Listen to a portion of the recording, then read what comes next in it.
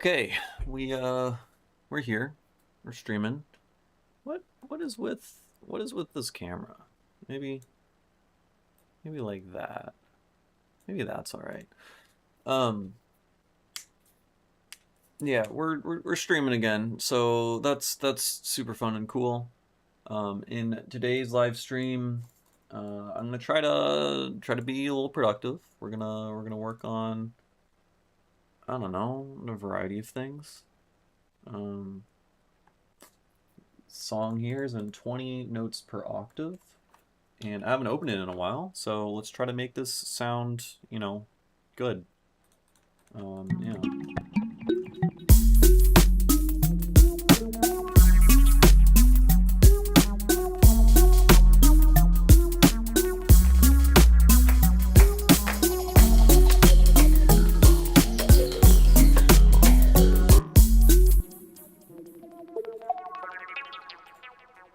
So there's clicks here.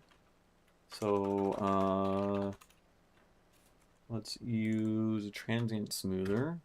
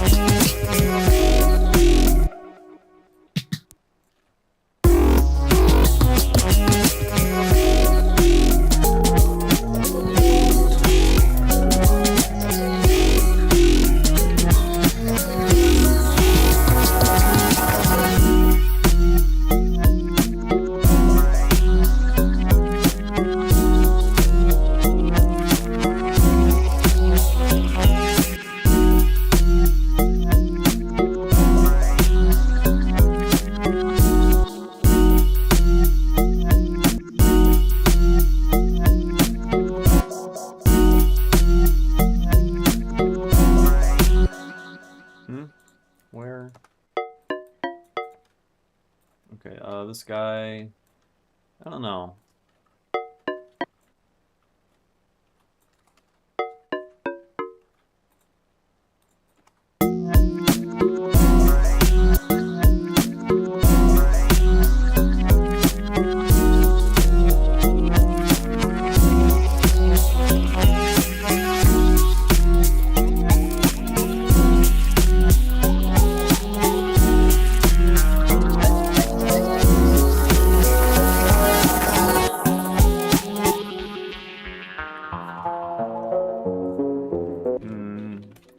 Let's have this open up pretty frequently, maybe.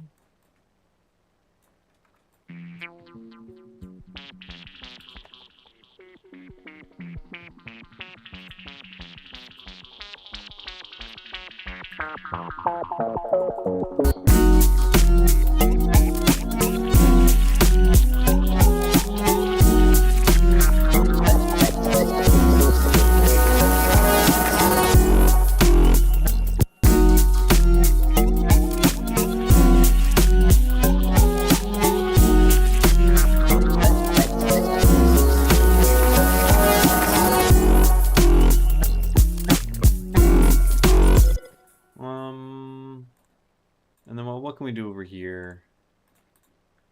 We need some crazy sounds. Yeah, here's some like crazy sounds I made recently.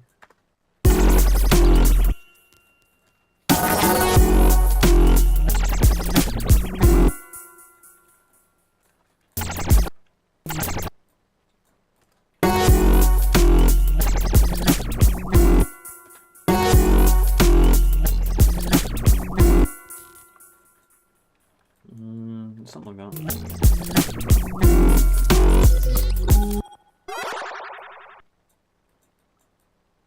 Something like that.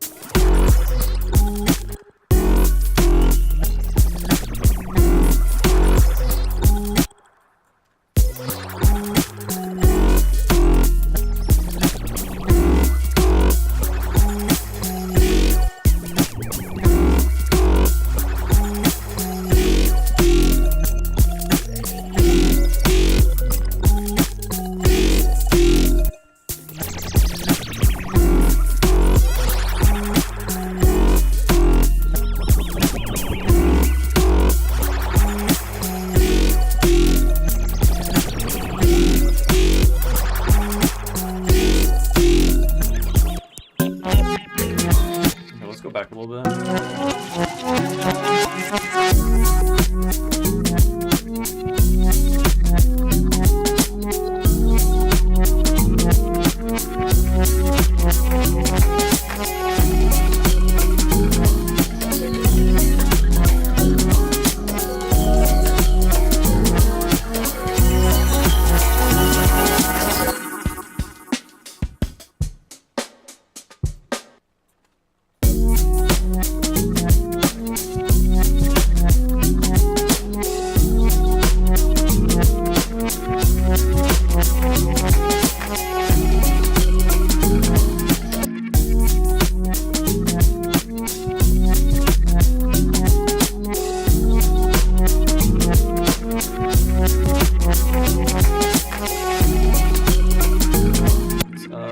Add another snare layer, brighten up the snare a little bit.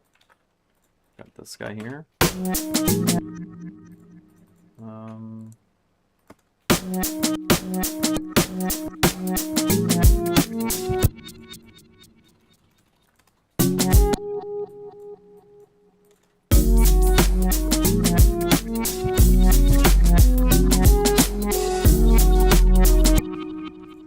Just changing up the snare a little bit each time, just changing the pitch of that layer, I think. Like the envelope of it.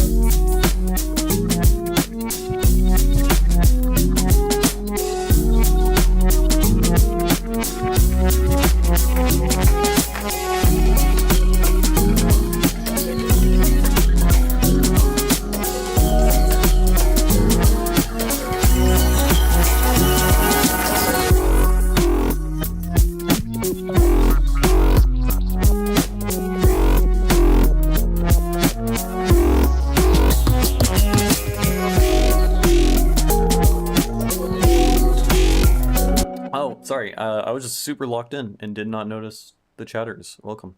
What's up, Paleac? How do I pronounce your artist name? I just said it. It is Paleac. Or you can say Pileac. You can say whatever you want. It's a made-up word. It don't exist. Just so long as you remember how to spell it. That's the important bit, because the P and the Q, they're backwards. Yeah, thanks, Fortune from within. Yeah, I need to stream more. I realized I was getting very unhappy because I've basically been spending the past entire month programming a VST and made like no music at all. And who would have thought, you know, if you're a musician who, you know, you find meaning in life from making music, if you stop making music, then your life loses meaning. So we're back at it again, and we're feeling a little bit better, and we're going to try to keep the grind up. We're going to try to stream more. And yeah, release music. That's the goal. And where the VSTs go. Yeah, I'm very glad and happy that, you know, I've been doing that. I think I went too hard on it. I wasn't balancing the work I've been doing on the VST with the other things that keeps me sane. But I mean, it was still time well spent, for sure. But right now I'm trying to recoup. I'm trying to fill up my Sims needs bar of make music, because that shit is low right now. And then once that's up, then I don't know, I'll work more on the VST. I'm still working on the VST in general, but just trying to have a healthier balance. Yeah.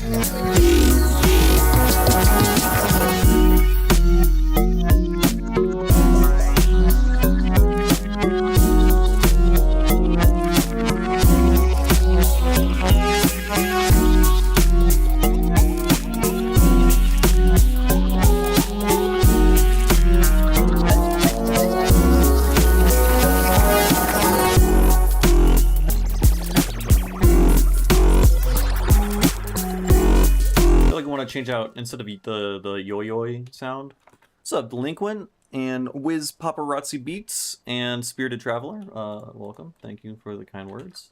It's good to see you again, Delinquent. I wanna change up this sound. Something different.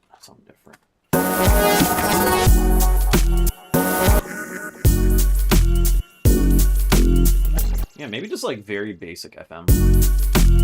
Just a little bit of that, and then let's hit it with oh my god, I cannot. Hello? Well, that's only okay. I have typing hotkeys, and they don't work in the Ableton search bar. Like normally in most applications, if you hit Control and hit backspace, you just delete the entire word. So like if you make a typo in the middle of a word, instead of having to hit backspace 12 times, you can just Control backspace, delete the whole word, and then retype it. And that's not in Ableton, apparently. I don't know what the fuck. I don't know. Jesus Christ. I think my audio interface is shitting itself. It's doing that more and more frequently. I'm assuming you guys can't hear it, but it sounds absolutely terrible, and I have to restart my audio interface every time. And yeah, I think it's dying. I mean, I've had it since I started producing, like 2018. It's a Scarlett 2i2 classic. So I guess it's like bound to die at some point. Okay, bud. Yeah, you're kind of stupid. Now you're just like a big fart.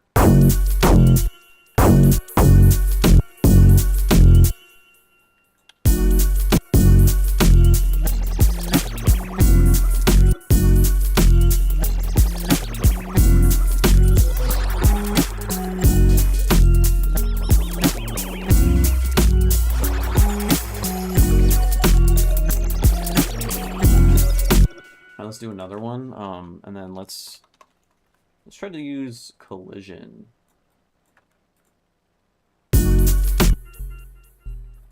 And then, I don't know, make you higher pitch. Something like that. You're so... There we go. Less pathetic now.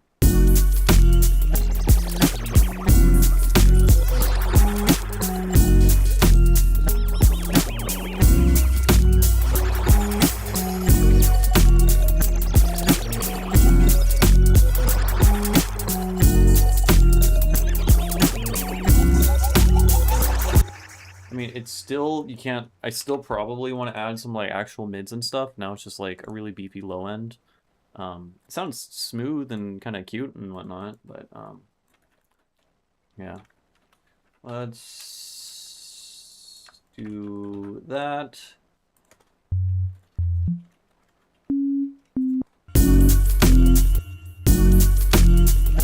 And maybe just like...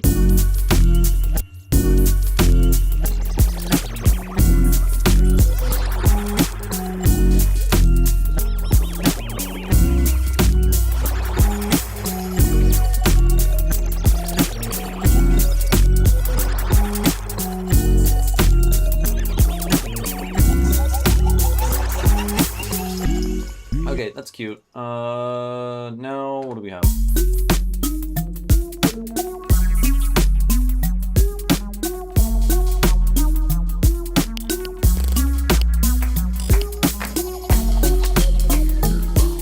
Why do I have... Where are those glitches coming from? We have weird ass glitches that should not... Yeah, that's fine. Hey, no, you're not supposed to be there, bud. Who told you you could do that?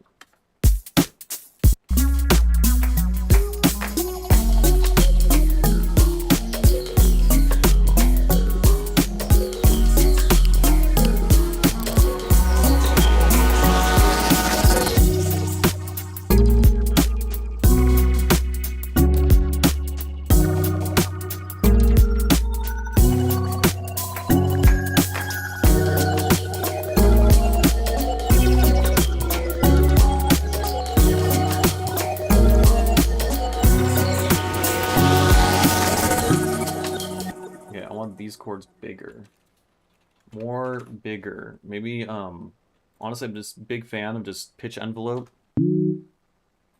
just a little pitch envelope going, you know.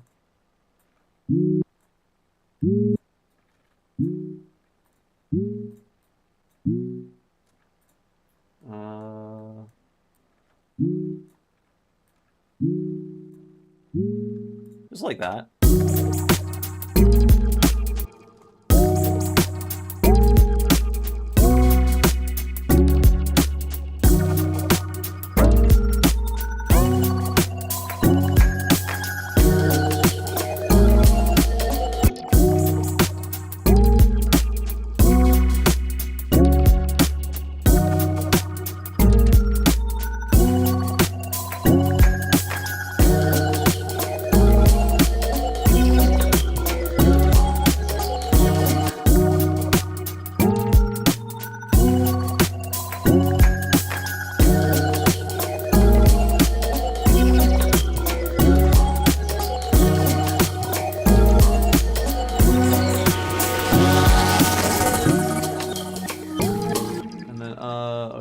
Let's remove it in this section, and then let's make the snare better.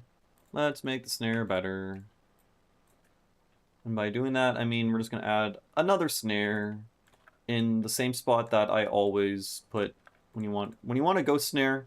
If you want your music to sound fancy, all you gotta do is you got your snare on the 2 and the 4, and you just gotta add another snare on the 2.4.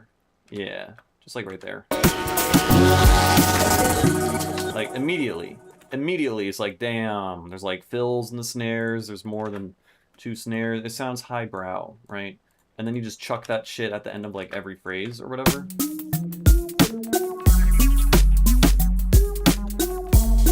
Right? It works.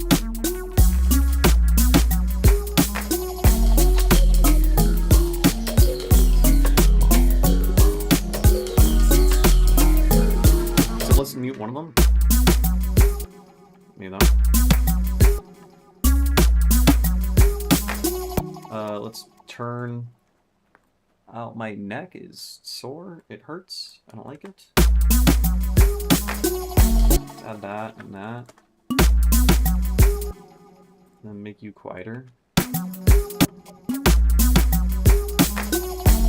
So now it has a slightly different timbre, which is cute. Let's also turn you down a little bit. No, not you. You. Just you. Right, now, you know, it's like a different snare, and then you just duplicate that section over. And then, wouldn't you know it, we have a highly polished and refined, beautiful snare. Snare that people could only dream of. Which is to say, we just added an extra one, nothing fancy.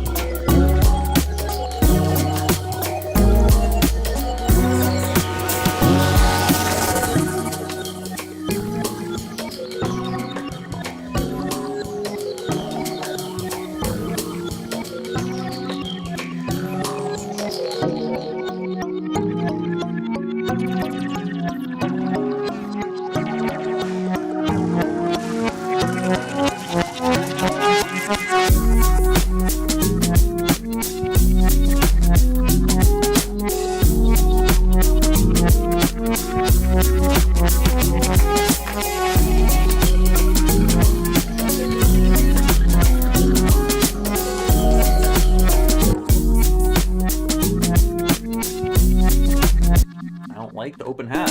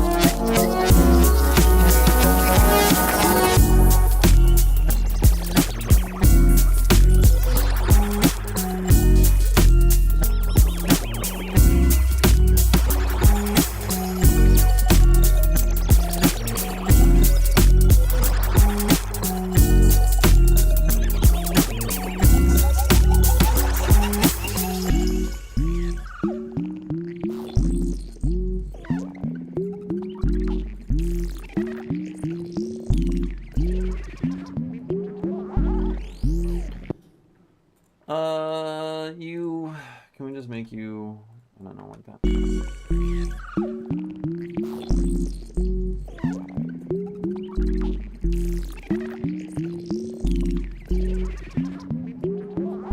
Very loopy.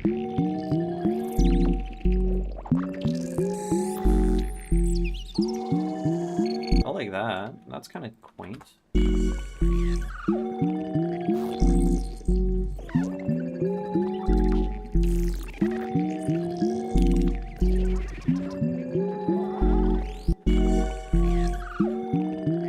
That's cute.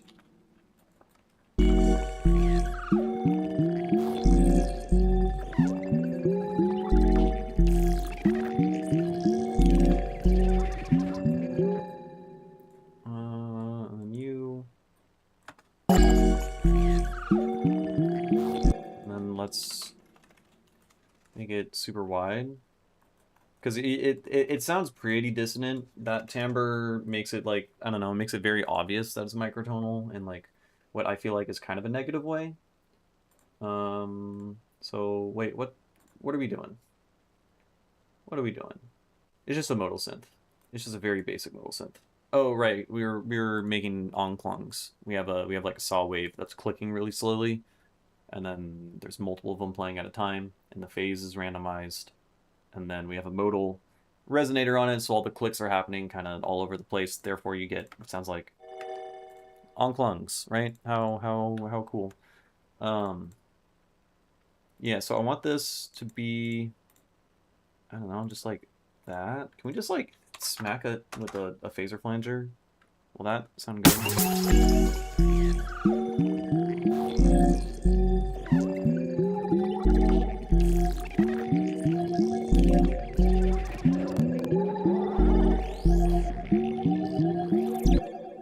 That's kind of fun. Then I don't know. Hit him with that. What's up, Fractured Signals? Welcome, welcome. I don't know if you've been in my chat before. I feel like I think you have. I think you have. Or someone with a very, very similar two words, F and then S, you know, adjective, noun, FS thing. That looks very familiar. And if you have been here a bunch, you're just like been a regular viewer for years, and I'm just like forgetting everything, that would be highly embarrassing. Yeah, all the ear candy, this stuff, I don't remember explicitly what was going on, but it's a lot of a binaural, cool, three-dimensional panning stuff.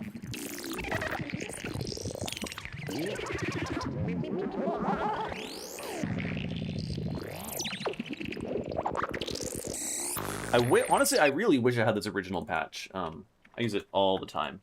It sounds great.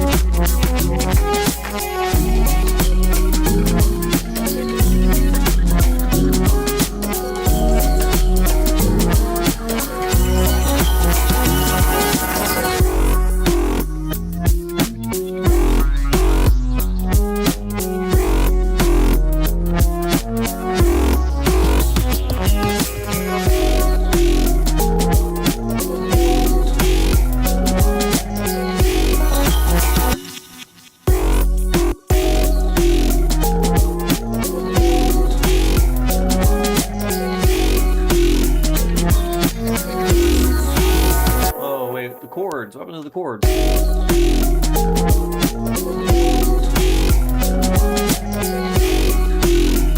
And then they just disappeared? They sounded so good. I think it's the... Is it the fucking... the onclung sound I was just messing with? Maybe it like pops out more. Where are you? I'm lost in my project file.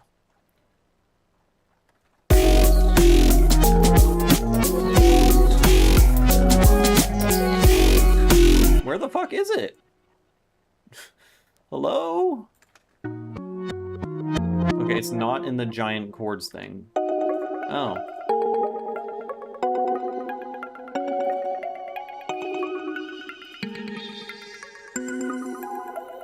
Oh, it just gets muted kind of naturally because of the filter movement, so we can change this.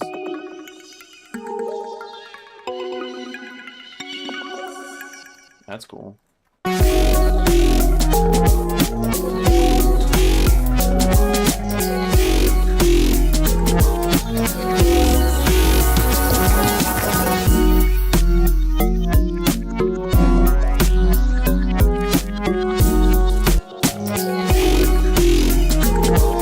Why does it gets masked like so well right here.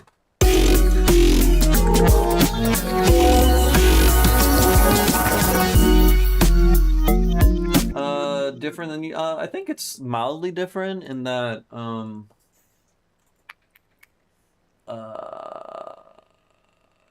yeah, I don't know, you can change the theme and colors in some way, and you can be like, yo, whoa, theme. I'm in the riparian theme.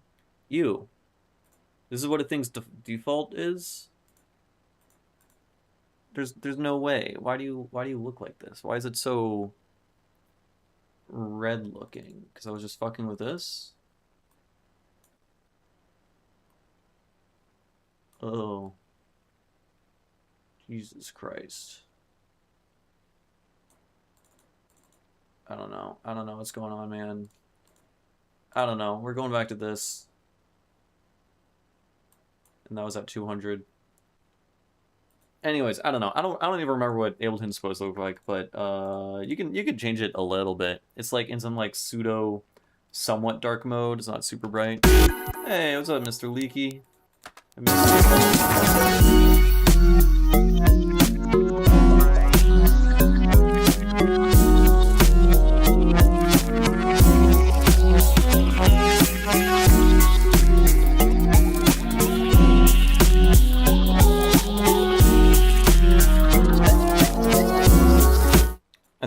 I think Ableton crashed. Oh, no, it didn't. We're good. Everything's fine.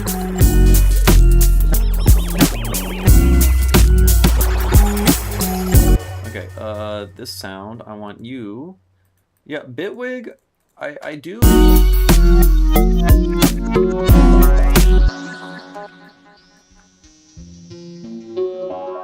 I do feel called to switch to Bitwig.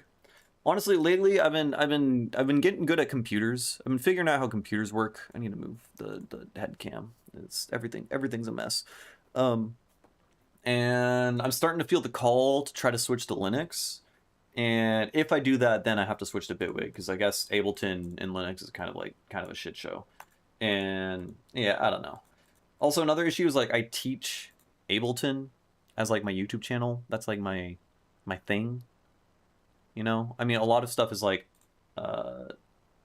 you know, you can. I can't think of the right words. There's like cross. All that's coming to my brain is cross pollination, which like what the fuck. But things you learn in one thing apply to things in the other. You know, you understand exactly what I'm trying to say. So that could be cool. But also, I have like 8 or 9 years now of like Ableton knowledge. So like, should I really sacrifice all that to switch to Bitwig? Probably not.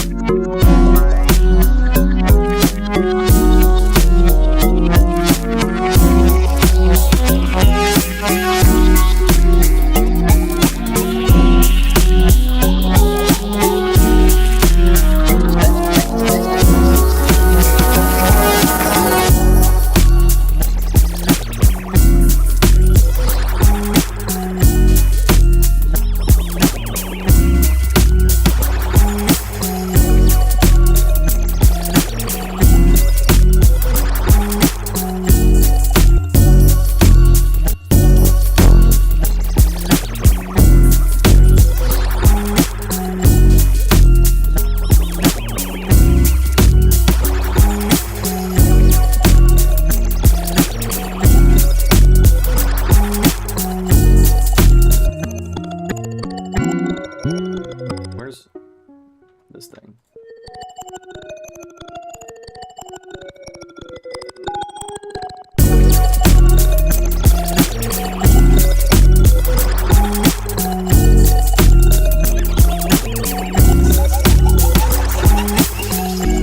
I think it's one of those things that, like, if I was to do it, it would be enormously painful and frustrating, but it would teach me like a lot about computer, which I do want to learn more, and I'm learning more constantly in the process. And I don't know, Windows is like evil. So yeah, it could be the move. Every time I've used a Mac though, I wanted to like blow my brains out. So I definitely wouldn't want to do that. Um, and switching to Linux honestly just sounds like everything would just be made more frustrating. Like playing games is more frustrating. DAWs, a lot of software just doesn't work on it. Eventually, it's an eventually thing. It's like I place it in the same part of my bucket list as like going vegan, you know? I'm like I'm gonna be vegan at some point when like life when everything is situated in the right place such that I can like comfortably, I don't know, cut out cheese and shit. Right? How fucking weak is that? Um so like that's the thing. I'm like I'm gonna do that and I just keep it just keeps being out there in the distance. That's also me with switching to Linux, I think. I think that's what's gonna happen. It's been that way with switching to Bitwig, so um yeah. Okay, let's switch songs. So that song sounding pretty good. Still doesn't have like an intro. Outro's kind of mid. It is kind of just the same idea, just beating you over the head for 3.5 minutes, but it's a good idea. It sounds good. And we're in 20 notes per octave, which is a difficult tuning to make sound good. And I'm happy that I made it sound good and like uplifting and stuff. So, um, that is that is fun. That is good. I like that. So this next song is in 37 Edo. I need to change up the sub bass line, and then I need to mix down. There's a lot of like problems in the mids. Why is my neck hurt? Everything is pain. Every time with MIDI controllers, Windows was such a fucking hassle with its MIDI implementation. Yeah, I don't do too much MIDI stuff. I mean, I do have MIDI controllers and whatnot, and they can be a pain. So maybe I don't know what I'm missing on that front. Damn. I definitely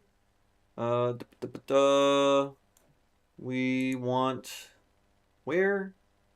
Mango roll.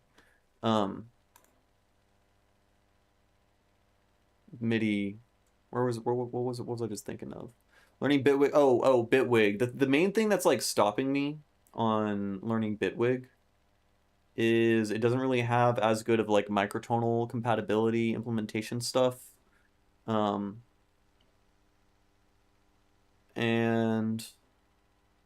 I don't know. Ableton works better in that regard. I know Ableton is less stable. Honestly, my biggest beef with Ableton is just its stability. Like, notice I just tried to open a project file and it just crashed while opening it.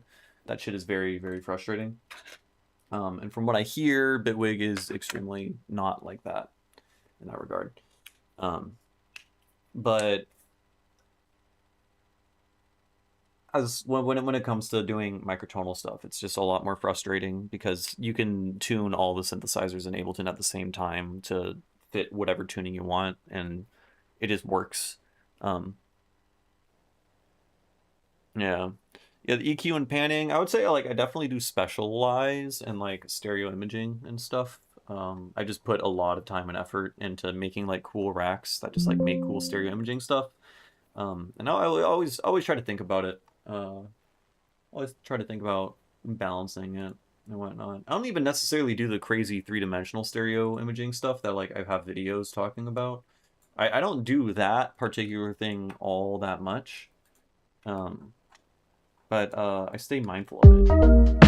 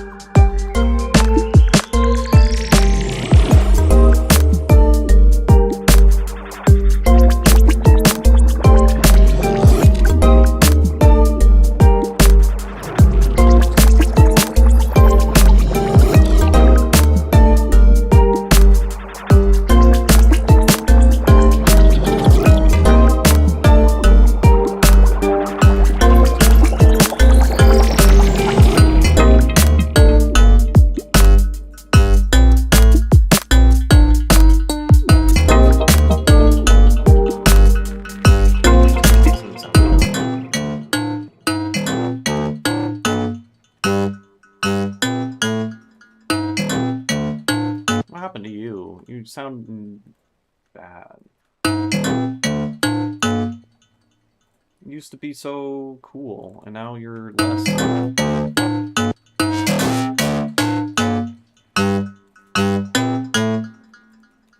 Maybe we can just smack it with bloom and do some bloomage. So here's a fun stereo imaging thing you can do with bloom. Well, first, let's just find a factory preset to slam the shit out of it. This one's pretty good. And then you can set this to be left-right split, and then you can bloom the left and right channels differently.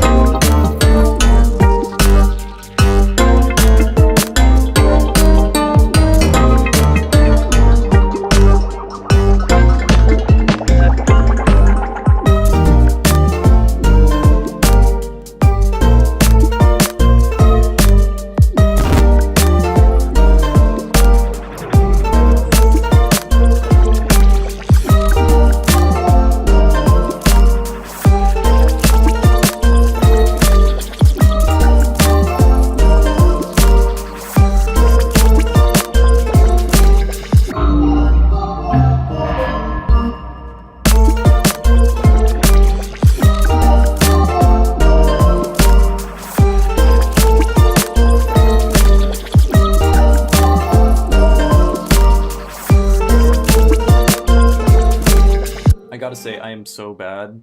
Despite I have a master's in computer science, I spend all my time on computer, like way too much fucking time.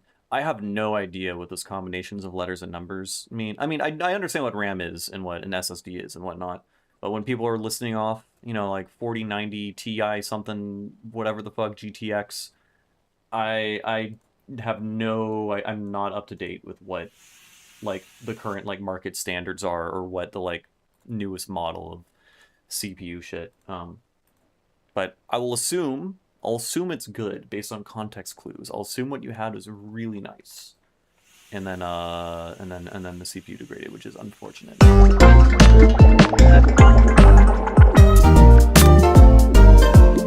Let's get this thing.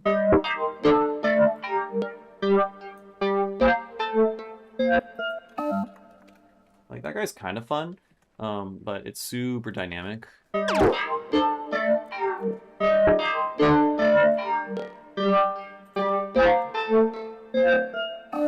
That's kind of fun.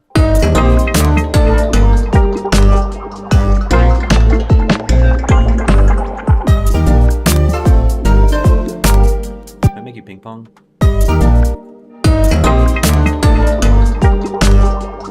Oh, that makes a ton of sense. Yeah, like computer repair shop stuff. I tried to learn about compilers recently, and oh my god, the amount of arbitrary numbers and letters that you have to memorize is just fucking absurd. It's actually ridiculous. It's a joke.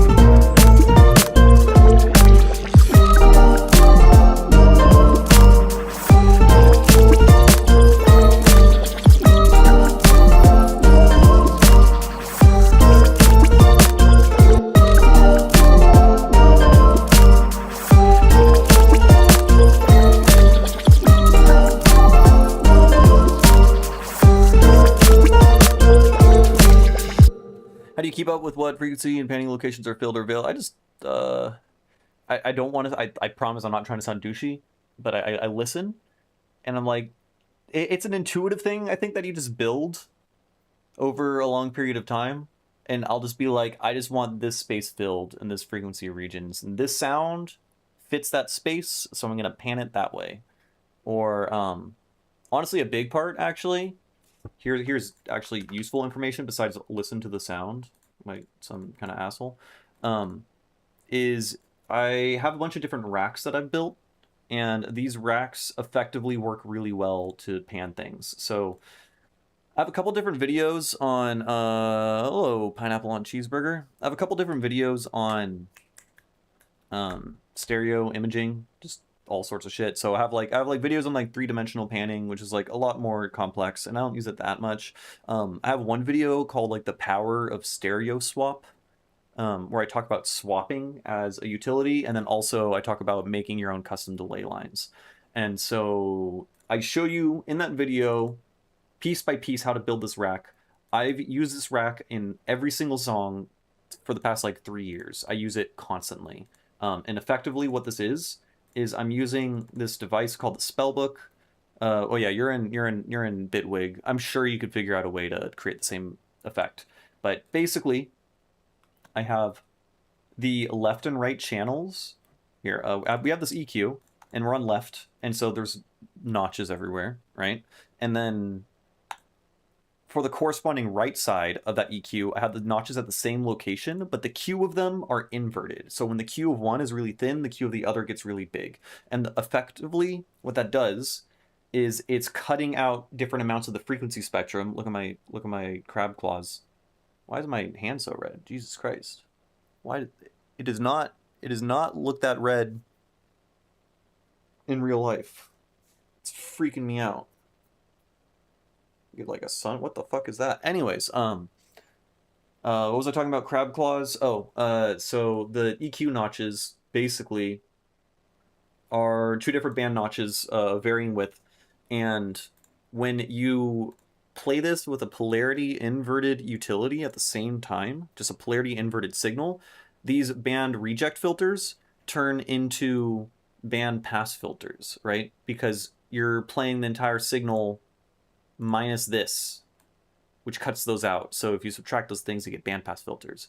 And effectively, what happens with the the claw thing, it effectively changing the width on both sides, is you're getting bandpass filters that pan left and right. So effectively, this is just like a fancy way to have 4 different bandpass filters that are independently panning around in the stereo spectrum, but when they overlap, they don't create. I just heard a room mode in my voice, and it distracted me. I hate. Don't you hate when you hear acoustics and you're like, that's cool, and then you forget what's going on? So okay, we have basically 4 different bandpass filters that are panning around all crazy, and then it goes into a swap delay. And the swap delay is pretty self-explanatory. It plays a sound, and then the next time the delay comes around, it swaps it. It just does that back and forth. So all that yapping is to say, if we take, I don't know, this sound here, and we give it a bunch of this delay, it's going to sound good. Because it basically, it's getting filtered in a crazy way, and then that filtered version is getting panned around in such a way that it always balances the stereo space. So when you use this delay, your stereo space is always going to be balanced. Like if I pan this hard right, the swap delay pans it to the left, right? If I pan it hard left, it pans to the right. And if it's in the middle, it just makes it sound fucking wide, but in a good way. So stuff like that. So, and I have a few other videos that talk about, I think in that same video I make other racks, and effectively it's like creating effect racks that give you interesting stereo width really quickly, because all of it really is about workflow and speed. And then when you just have a couple of these effects, like this effect is working in the background as a delay send, I can just send stuff into, and then I can just play around with like widening and then hard panning some stuff, right? Like hard panning on its own, kind of boring, but when you have a bunch of crazy shit going on, and then you mix a little bit of hard panning with it, then it sounds really good, because it's all about contrast, right? If you apply infected mushrooms wider to literally every single element in your mix, it's going to sound like ass, because then every single element on your mix has that stereo comb filter thing. But if you apply it only to a couple elements, while some elements are hard pan and some of them have this like binaural filtering going on, then contrast, then it sounds good. Binaural stuff sounds amazing if you're playing it with a bunch of not binaural stuff, because then it pops out and you're like, holy shit, that sounds in the room with me, Yeah, that's my spiel.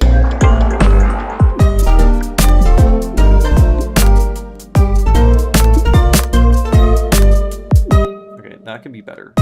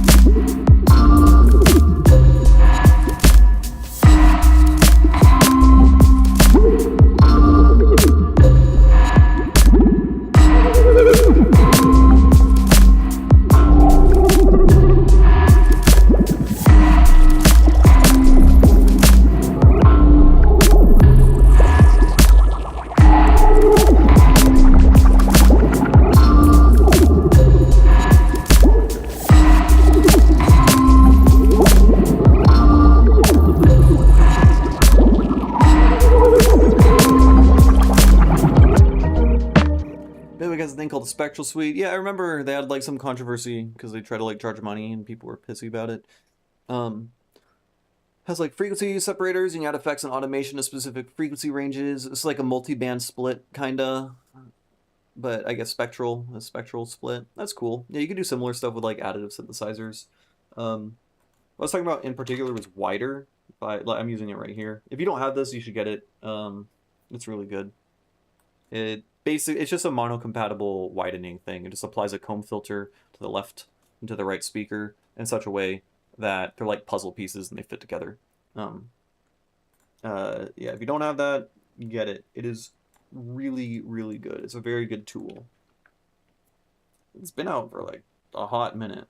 Okay, I don't know what to do with the song. The vibe changes up dramatically over here.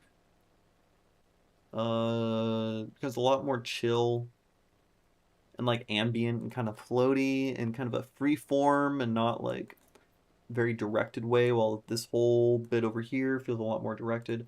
I don't really know what to do with it. I don't. I'm gonna be frank. Here, let's open up this song, because this song I need to do.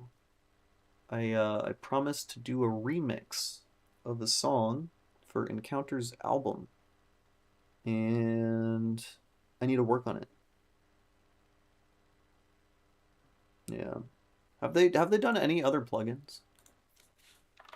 Polyverse wider. I think they're just like sponsor it, like in the same way that like I think Mr. Bill sponsored some like transient plugin at some point. Like he didn't program it or nothing. Well, Wider 2 was released. What the fuck? Wider 2.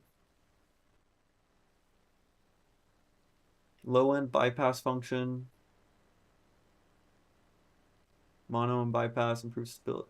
Does it do anything new? Or is it all stuff I could just do myself?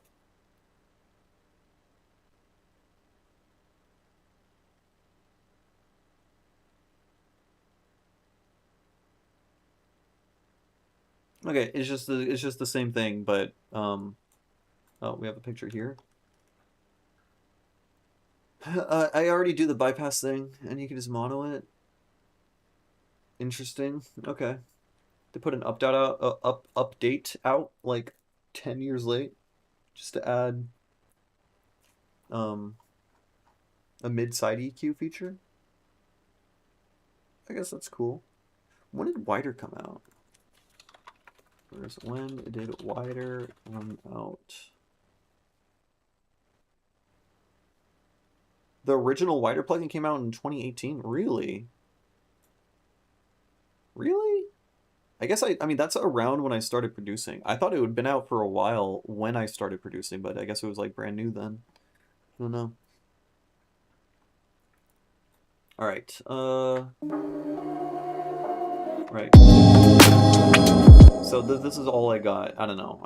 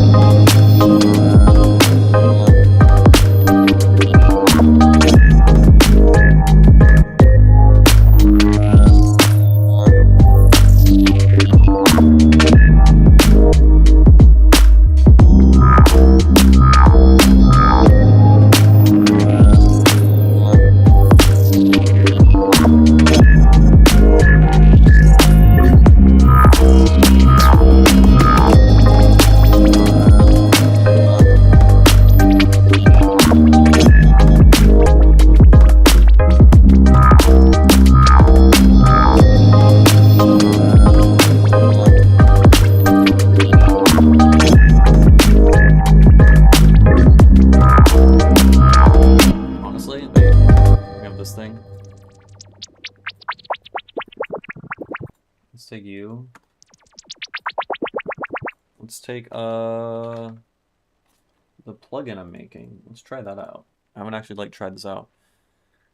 That mechanical sound. I'm using an additive synthesizer. Okay, we got this thing.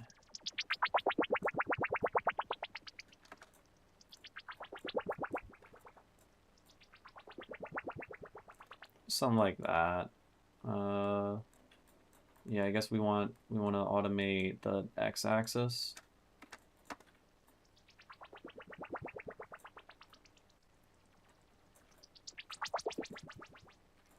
Something like that.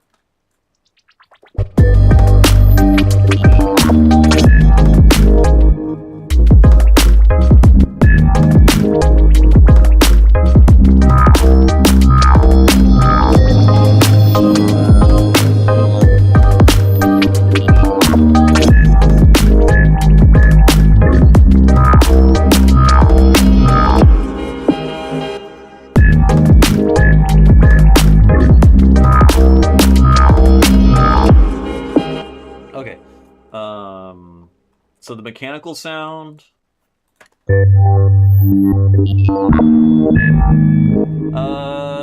I'm using. I'm kind of cheating because this isn't publicly available, but I've been beta testing and helping debug and stuff. This synth called Hyperfield. I don't know why it's doing this. This should already be activated. It's a additive synthesizer, and it's fucking nutso mode. So you can get similar stuff with other additive synthesizers, particularly using resampling. So I think Harmer by ImageLine, which is discontinued, so you'd have to pirate it if you want to get it now. But and so the idea is you want to use a resampling thing where you take some sound. So You take some resampling fucking dude, and then, I don't know, let's grab this sound and just throw it in here.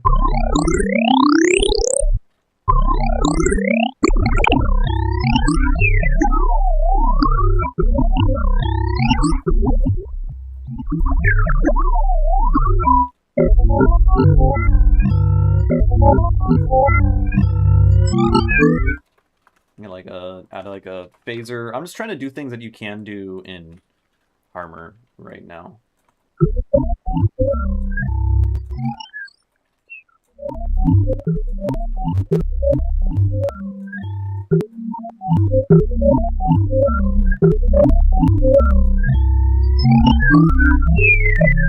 It's so clicky.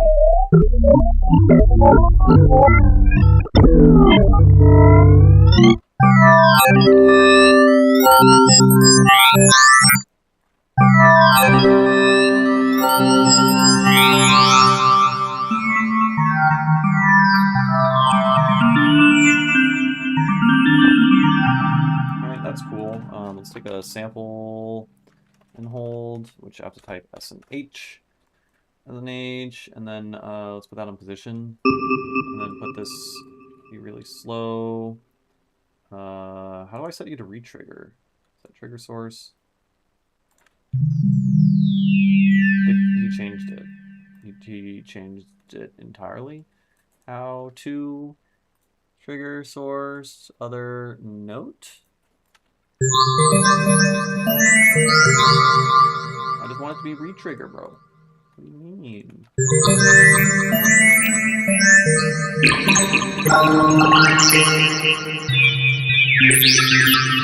Alright, we're just gonna take a MSEG instead. Wait, no. We don't need an MSEG. We can just make this go fast.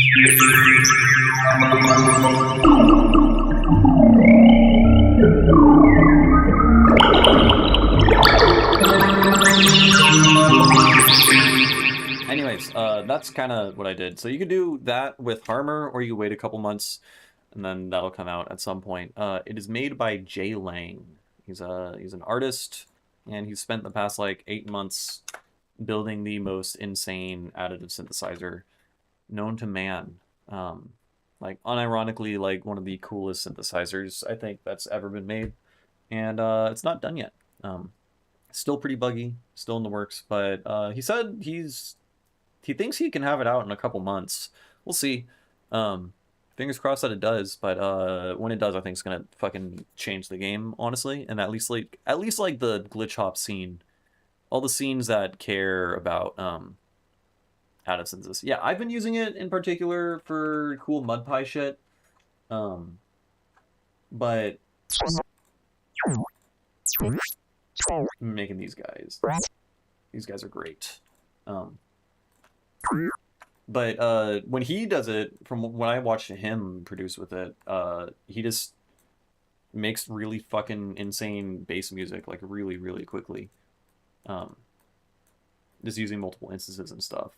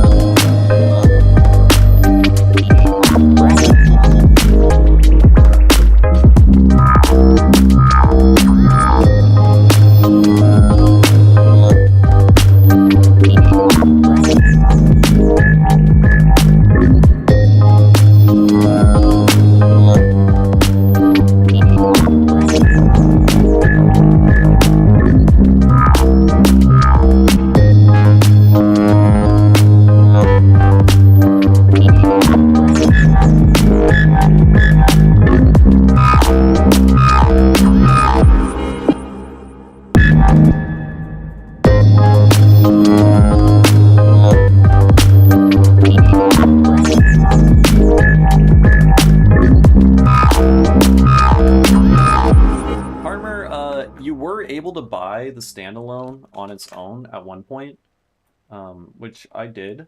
And then shortly after, they just fucking discontinued it for purchasing for standalone, which is intensely stupid.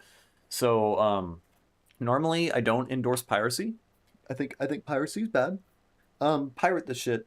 They literally made it unattainable otherwise. It's definitely, you can still pirate it, so.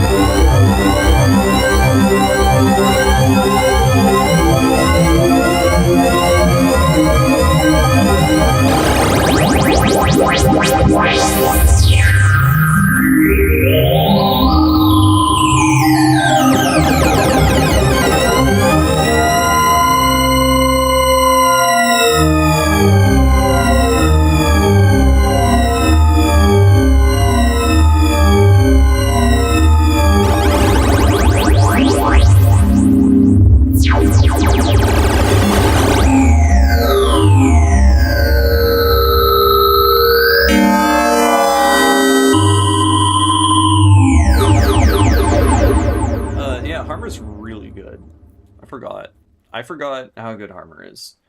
What else can we do? We can, here, let me take, I'm just going to take a screenshot of myself. And then, can I just paste it here? How does that work? Image. Paste. There we go.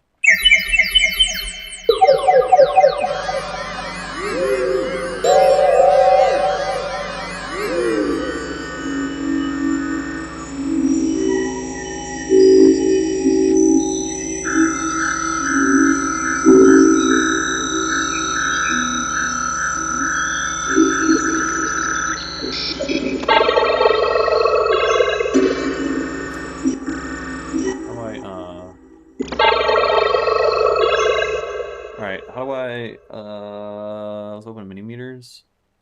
Let's set this to, what, FFT linear, I think? My face is right there, but it's super squashed.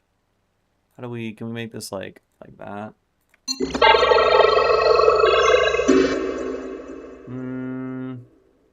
Not sure. I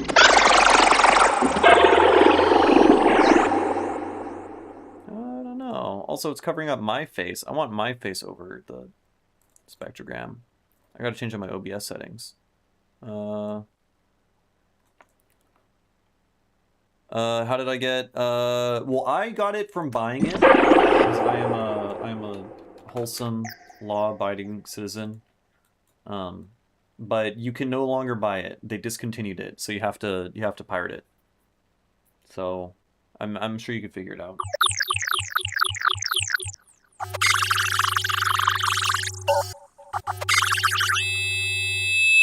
Ow.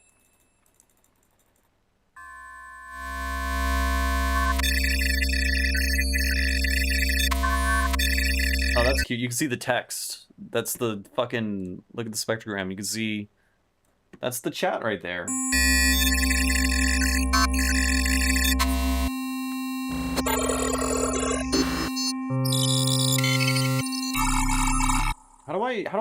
I want my face in there. How do I do that? You gotta change there we go. Look at that. Look at that. My face right there. Nuts. On a Harmer, it's okay. I'm here to be side quested. Yeah, so I can use FL plugins and Logic. This is an external VST that isn't in particular meant to only go in FL. They just discontinued it, so now you can only use it in FL. But this VST, you can get via piracy. I don't know where to get it. I just know it can be done. People in my chat said that they were able to find it relatively easily, so.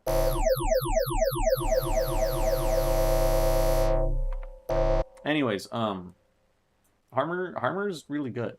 It is real good. And then Hyperfield, which is like kind of, I mean, I guess like the goal of this was to be like a spiritual successor to Razor. This is very different in that it is a modular.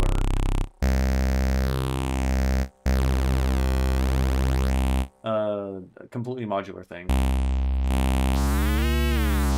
So you can take, I don't know, other multiple effect racks.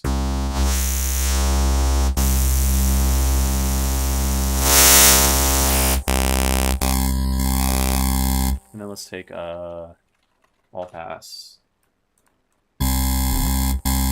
And so this disperses the sound, but it doesn't add any time delay. It just actually just changes the phase per partial. So you can add squirt, which is supposed to.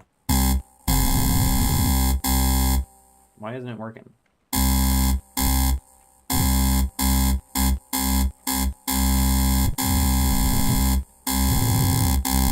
It's not working. Skill issue? Anyways, and then we can take a sculpt. And then we can take this fucking dude, and then we can take the frequencies. How many modules? I think 128. So this is basically Prism.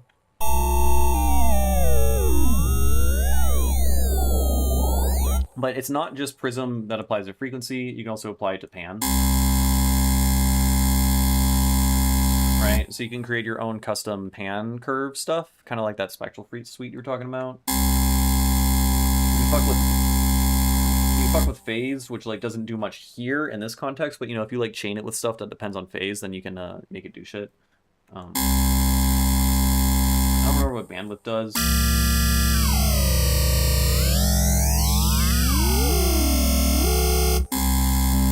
And then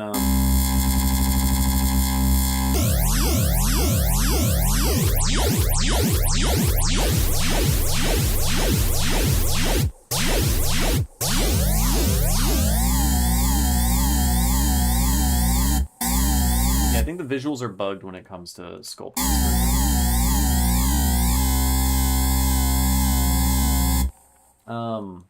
And then here's something that's fun. You can take a time blend, and then time blend. I'm sorry, this is just mean because you guys can't even use it right now. We can take the difference between the signal and I think 1% corresponds to like 10 milliseconds. And so this should be taking the difference between this signal and 1 millisecond before when it comes to amplitude. Yeah, so if we take the amplitude of each individual partial is taking the difference between it and itself a moment before in time. And so if we fuck around with some instantaneous moment and make one moment in time have a different partial amplitude than the previous moment, then you end up getting like basically you get like a derivative, but in the spectral domain, which is kind of cool. So we can like apply flatline to that.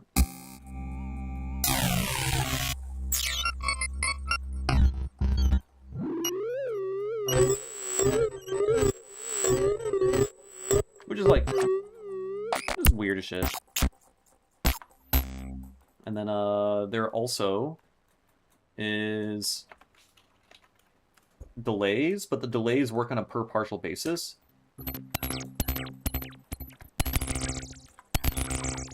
It is not resource heavy. Yes, it's coming out for Mac. You can run like 100 of these. The way that he ended up implementing it, it's extremely optimized. It basically leverages like AVX, advanced vector graphic processing, whatever. Basically, CPUs are able to do heavy matrix multiplications in linear algebra, and to my knowledge, I don't think previous additive synthesizers like leverage that, and so this is basically using it's basically CPU efficient in a way that like hasn't been done before, so you're able to do more with it. So you can like pitch shift all the partials up, right? And then we can take another and have this pitch shift the partials down. So 50% of the partials are going to get pitch shifted up, and then of those partials, some will get pitch shifted back down. We need this to sound more. I don't really know what I'm doing, man.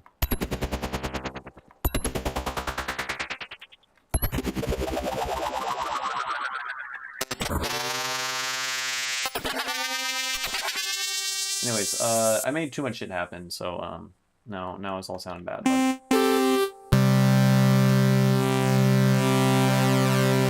Anyways, synth is really cool. I'm gonna get back to making music now, and stop just teasing y'all. But it is good.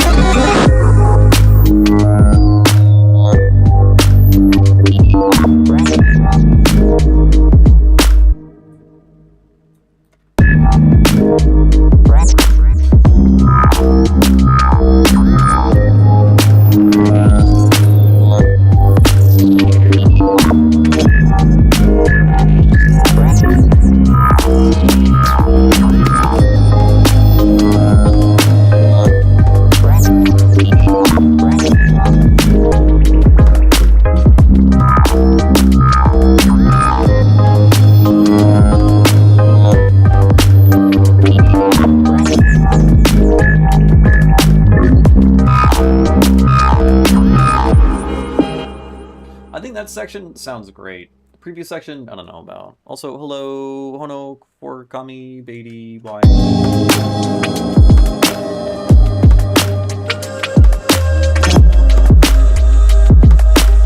think what we're gonna do is we're gonna filter this guy.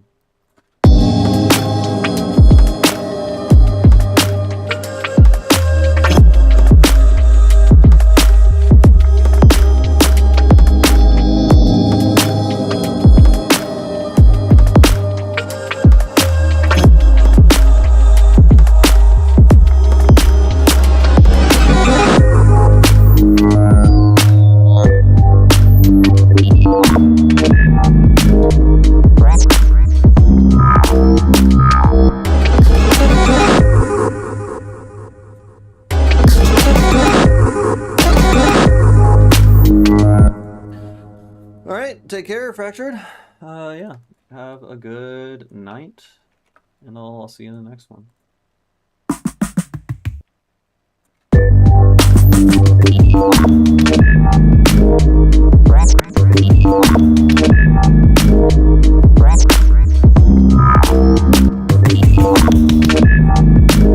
Do we have stab on? No? Transients are fucking weird there, man.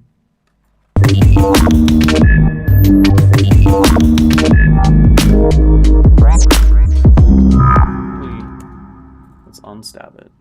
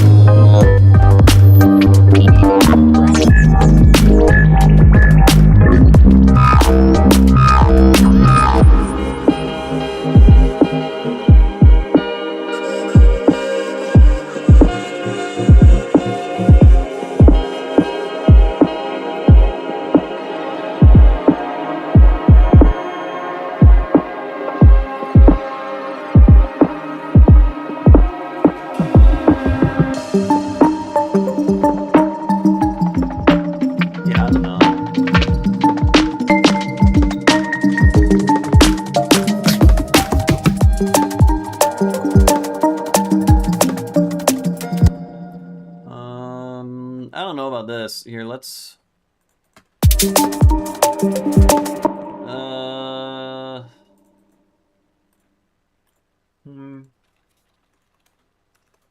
without a bandpass filter.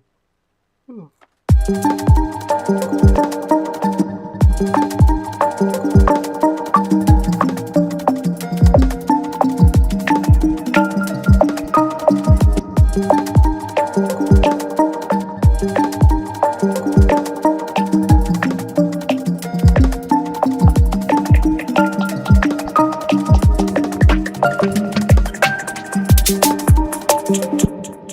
man. I don't know, we gotta go straight into a build up there. I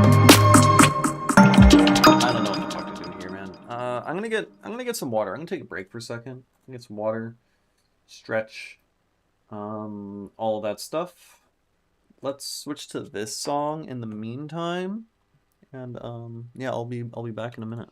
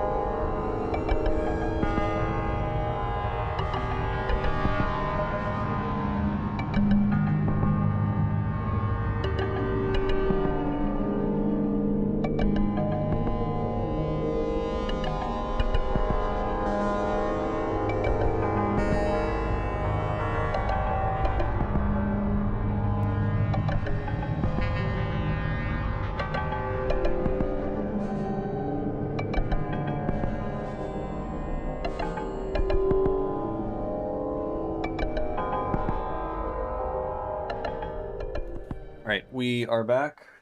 My cat has invaded my room. Look at this thing. We're gonna work on this song. This one's also in 20 notes per octave. Hold on, I need to fix this camera. This is urgent. Yes. Beautiful. Yeah, here we go.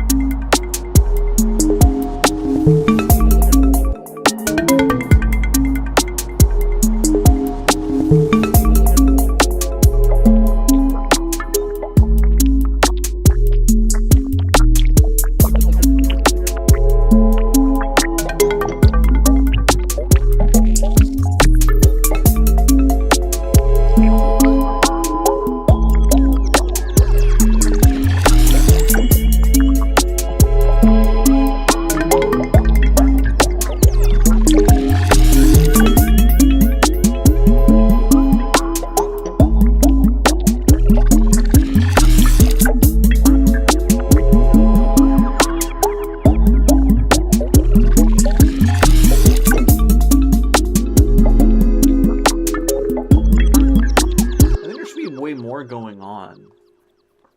It's been a minute since I worked on this. Is this the right fucking project file? I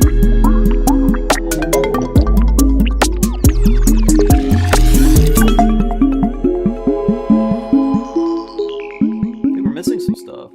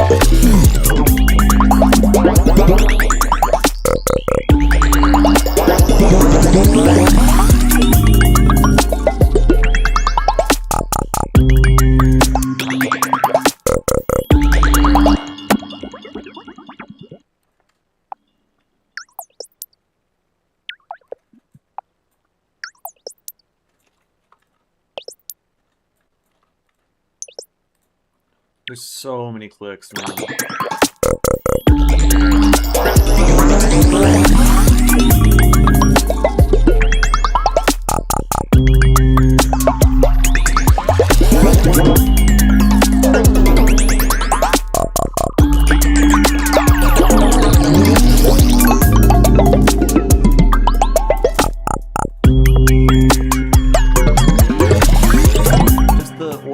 Thing.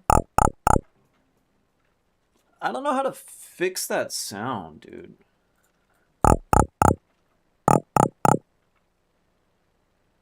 It's so thin in such a weird fucking way.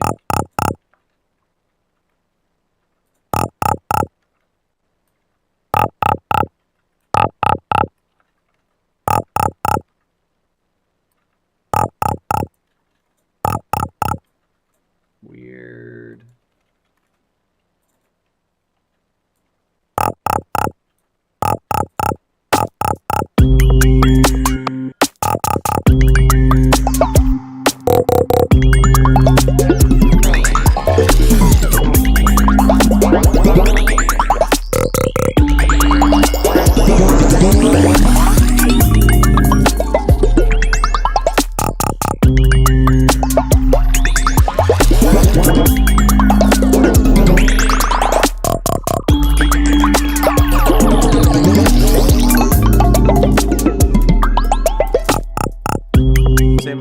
My voice is too quiet.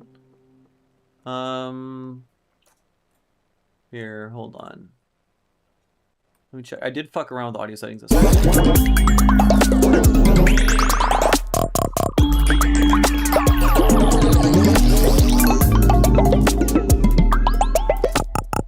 Say my voice is too quiet. It's not terrible, but yeah. Okay. Well, I turned down here, I turned down the volume of the music by like 3 dB. That should be better, I think.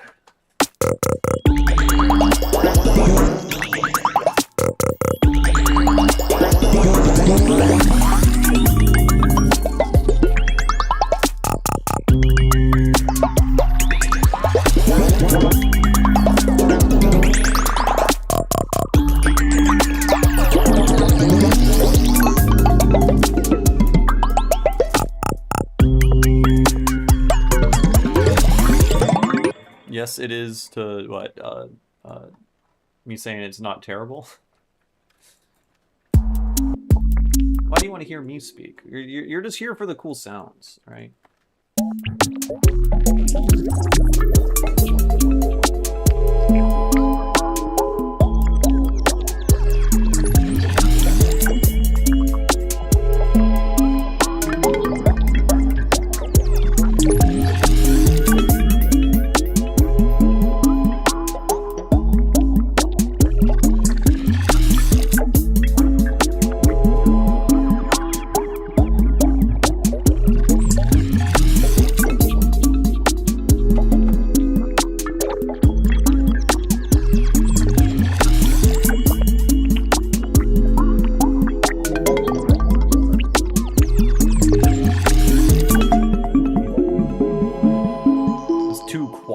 Well, luckily you have a volume knob.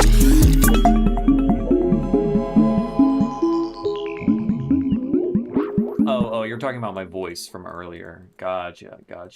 Yeah, you're like a minute behind. I keep forgetting what you're talking about.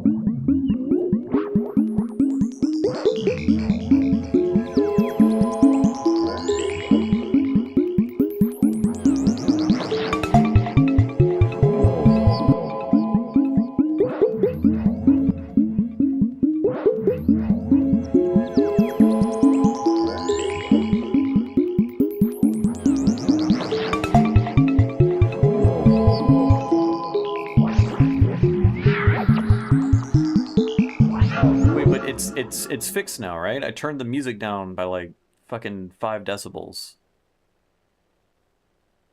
Right? No? Yes? No? Are people happy? I can compress my microphone even louder? I don't know. Fucking Here, now my microphone's all right, there's like 8 decibel difference now between before and what we got going now.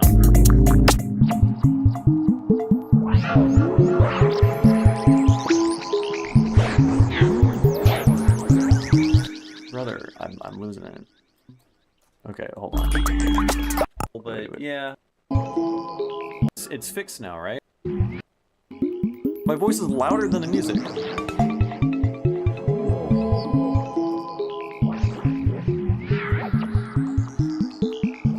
Wait, but it's fixed now, right? I turned the music down by like fucking 5 decibels. Technically the music is like 6 left louder.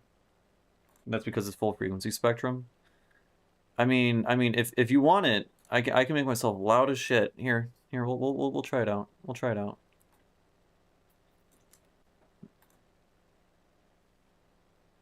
All right. My voice should be much louder now. There's like 11. There's like 10 decibel difference now between now and before.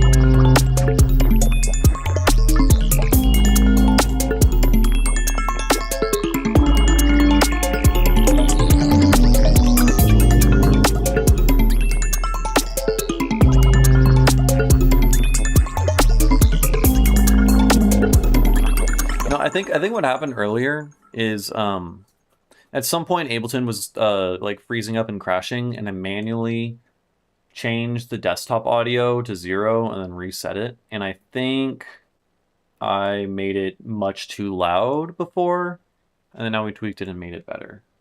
Maybe. You're saying I feel like the music is louder. It could be that the DAW made it. Yeah, no, it's just it should, unless OBS is lying to me. I don't know. I think it's probably compensated for now.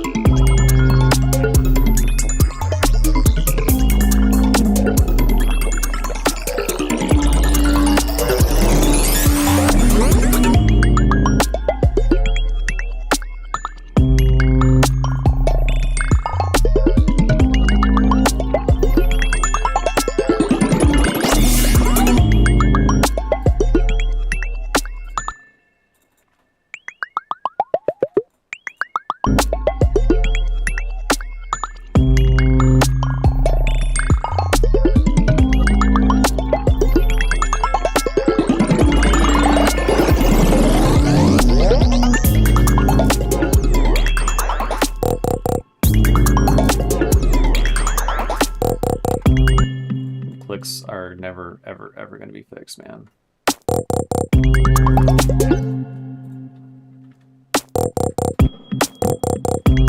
Bro, what is going on?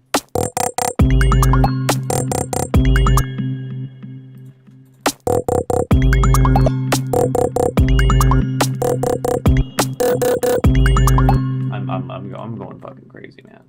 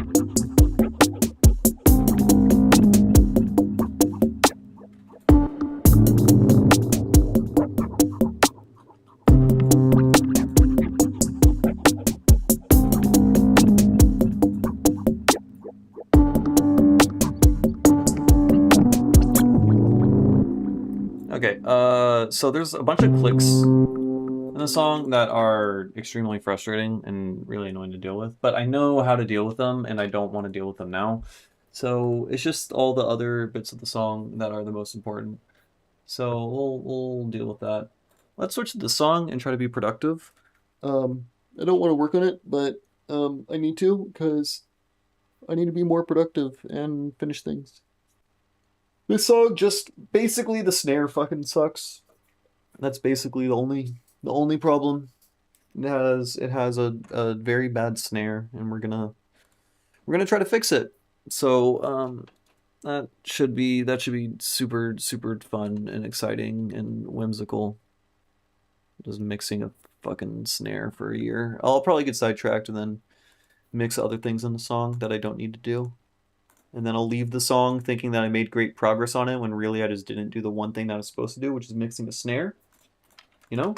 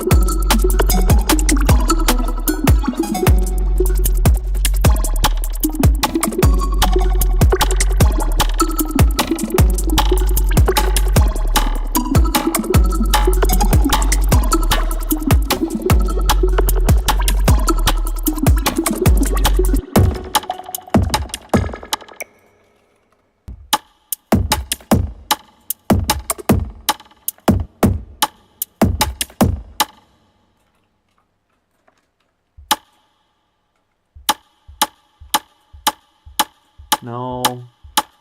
No.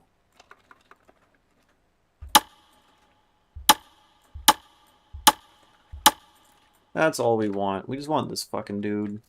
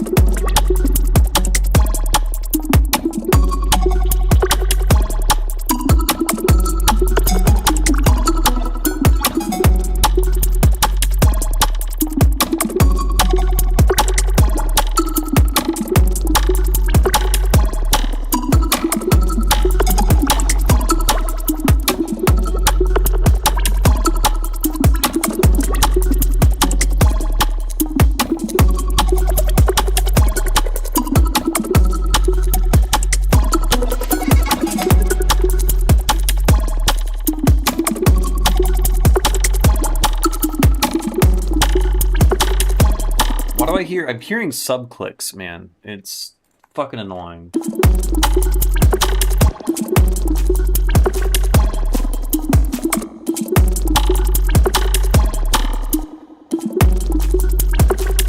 It's not coming from that, is it?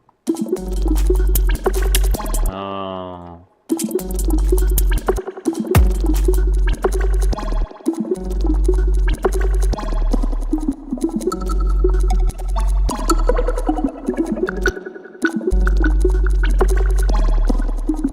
from the kick, but why?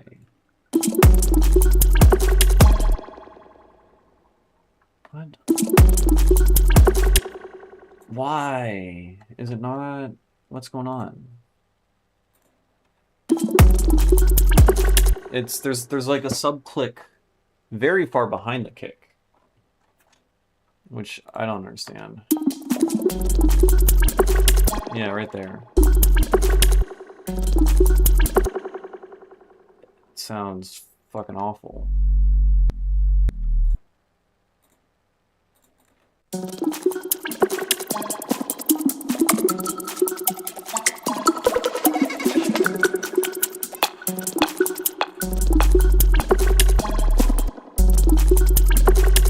Yeah, it's not even coming from that. Well, it is. Okay, it's the limiter. Oh, it's the limiter pushing against it. That's what's going on. No? Oh my god, I'm gonna freak out. I'm gonna freak out. Okay. What is making the click? What's doing it?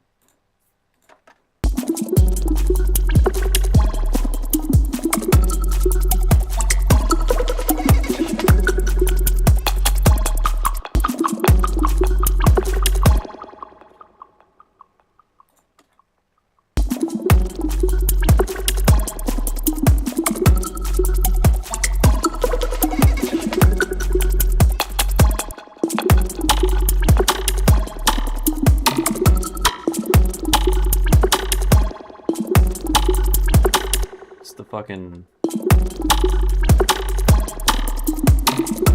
It is this guy.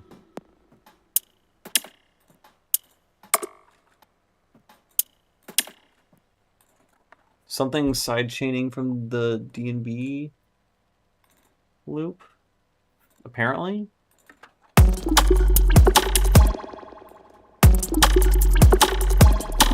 Why the fuck is this creating so much noise?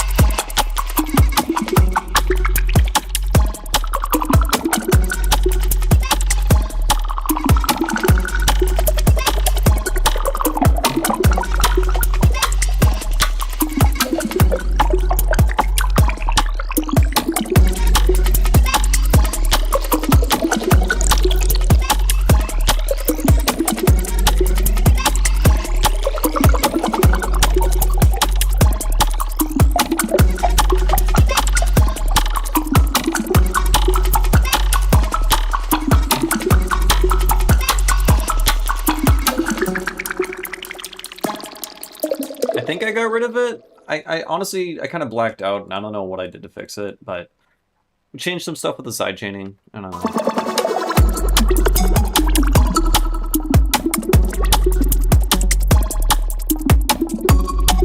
I still think the snare sucks, like really, really badly, which is a shame.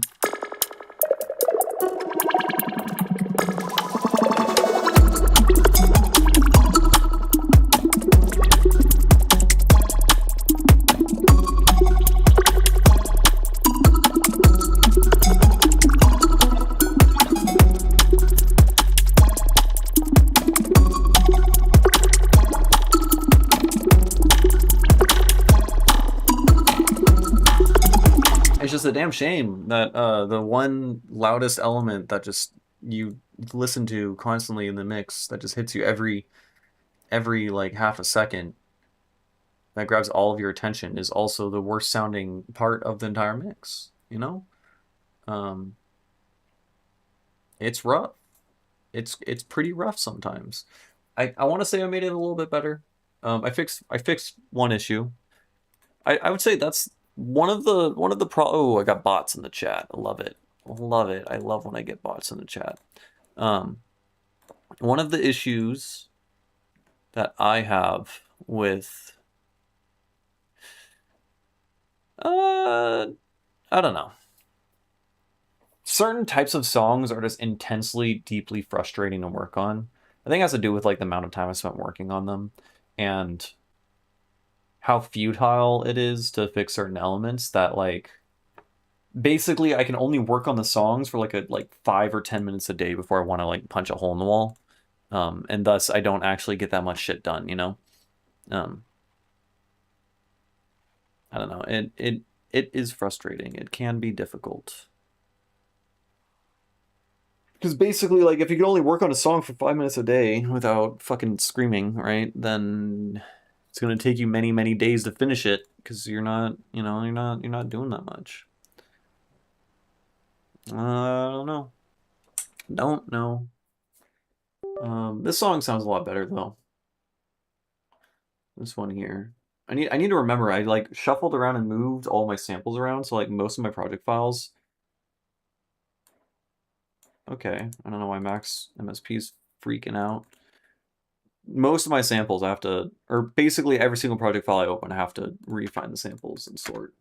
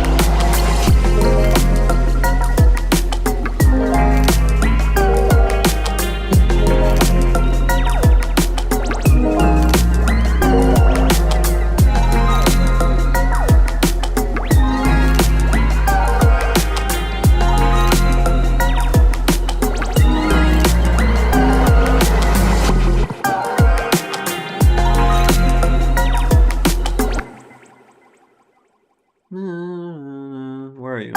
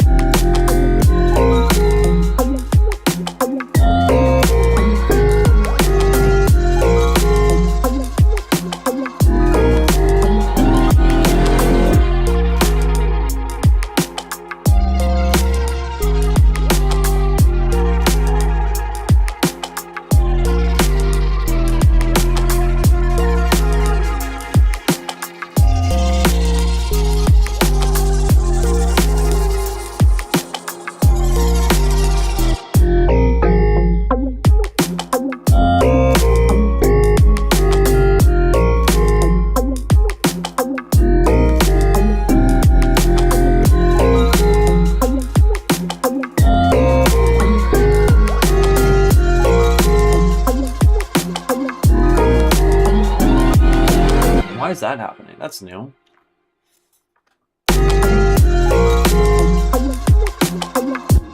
Fucking why? No.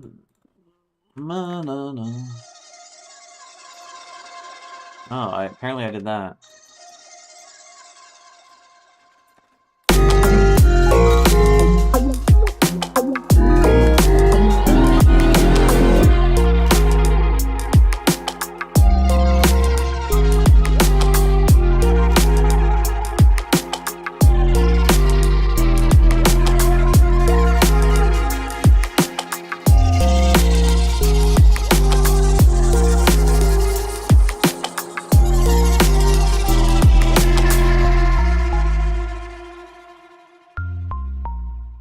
Alright, I think it's fine.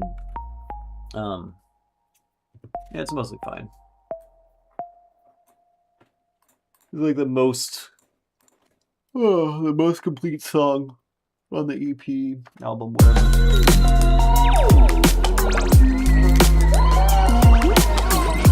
I did just turn the snare up like a shit ton though. I don't know if that was a mistake or not. Who knows? Who knows? Let's open up a random beat from a couple months ago that I forgot if it sounds good or not. And then we will work on it for a little bit and then I'll probably call it a night. Yeah. Man, my live stream endurance, it is low, it is down. I gotta work back up. I gotta build strength. This is what I get. We're not doing it for a while.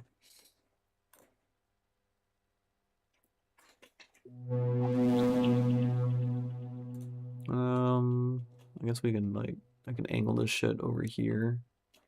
I don't know if you can even, oh, this is a nightmare.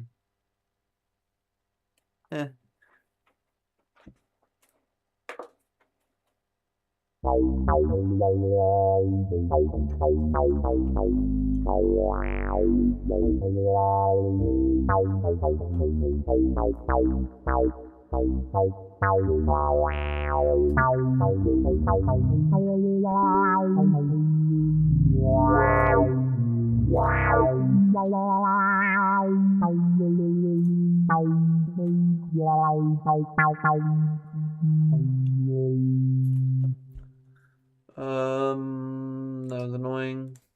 Ableton just crashing, doing its thing. You know how it be. Let's open this guy.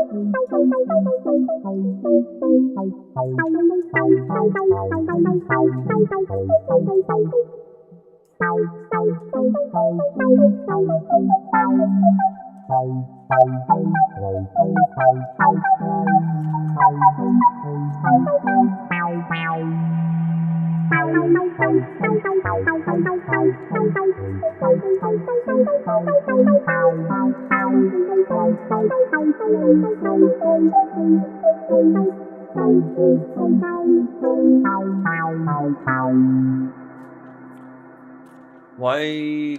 I don't know why it's been doing that, where it just suddenly... Is it plugged into Ableton?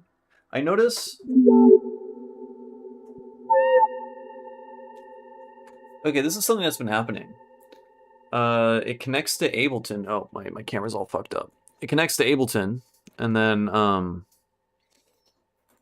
sorry, I open a new project file in Ableton, and then once the Ableton project file loads, this is connected through USB, and I imagine it tries to connect to it, and then somehow that fucks with the reverb settings inside the internal synthesizer, which is just kind of strange. I don't know. And so I'll be like trying to open a project file, and I'll just be jamming on this, and then randomly reverb turns on. It's happened a few times.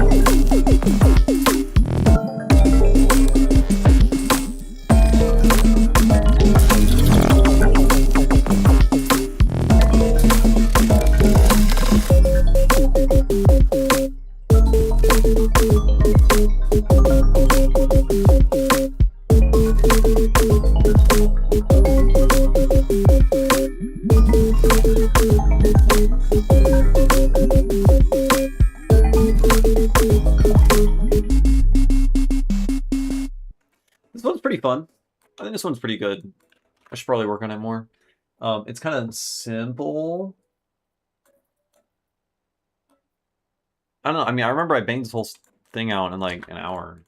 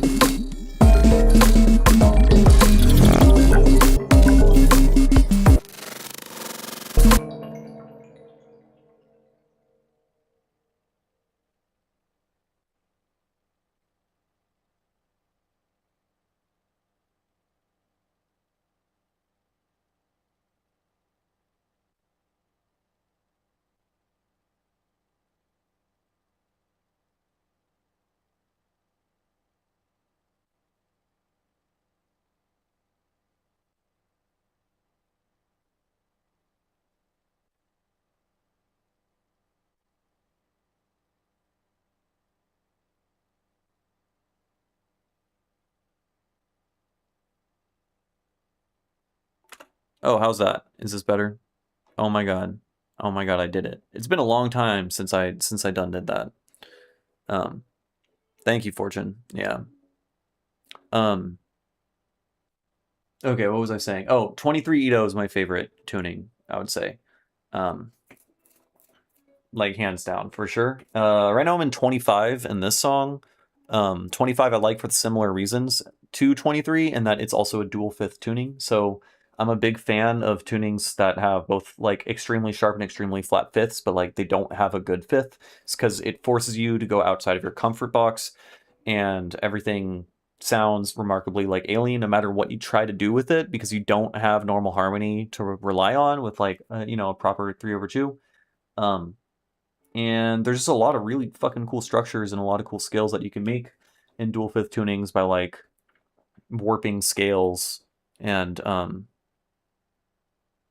and it just sounds neat. I don't know. I like the weird shit. I like when weird shit tries to sound normal, you know? Um, I think there's a really cool psychedelic like gray area. Or not, I don't know. It sounds psychedelic as hell because it sounds so like foreign and unfamiliar. So 23 for sure, and I guess 25 because I like it for similar reasons to 23. I haven't explored 25 much at all though. This is my first 25 song. Um, and then I generally like sharp fifth tunings. Like 17 is cool. 22 is really cool. Um, I like, what else do I like? 26 is also pretty neat, but I find flat fifth tunings to be really difficult to compose in. Um, but the fact that 26 has like a basically just 7/4 ratio, like a perfectly pure seventh harmonic, is really interesting. Though its fifths are really flat, which I find, I don't know, I struggle to make good music in that, which is weird because I do well making music in 23 Ito when my fifth is like fucking 30 cents flat. So why do I struggle there? Maybe because it's like in this kind of gray area where it's like close enough to really sound like 3/2, but it's off. I don't know. Um, and yeah, I want to, currently my wants is I want to get good at multiples of 5 as a tuning. So 20 I'm interested in, 25 right here, though again, I'm not really using the 5-ness in 25 in this song. I'm just using it to warp scales from the diatonic scale from 24.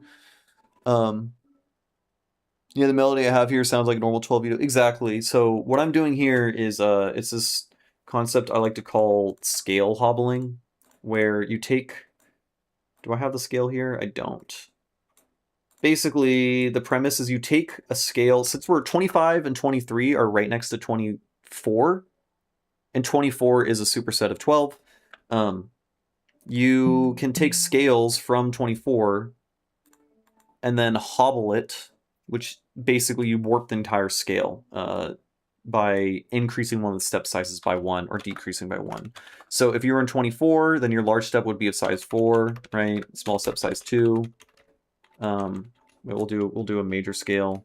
So 4, 1, 2, 1, 2, 3, 4, 1, 2, 3, 4, 1, 2, 3, 4. Did I fuck up? I did 5. Oh, that's okay. I fucked up. There we go. No? Yes. Okay. This is your major scale. Imagine we're in 24 notes per octave, right? This would be our octave right here. What you do is you simply take a scale and then you hobble it by expanding or shortening one of the legs. So now it is like an uneven scale. So typically it's like you would make the like oftentimes you would make the leading tone extra small relative to everything else. So it becomes a 5 large, 1 medium, 1 small scale. Technically it's a tertiary scale, but it's basically just like a warped diatonic major scale now, where and some of the cool shit that comes from this is every fifth, if you go up your circle of fifths, every fifth alternates flat and sharp, basically.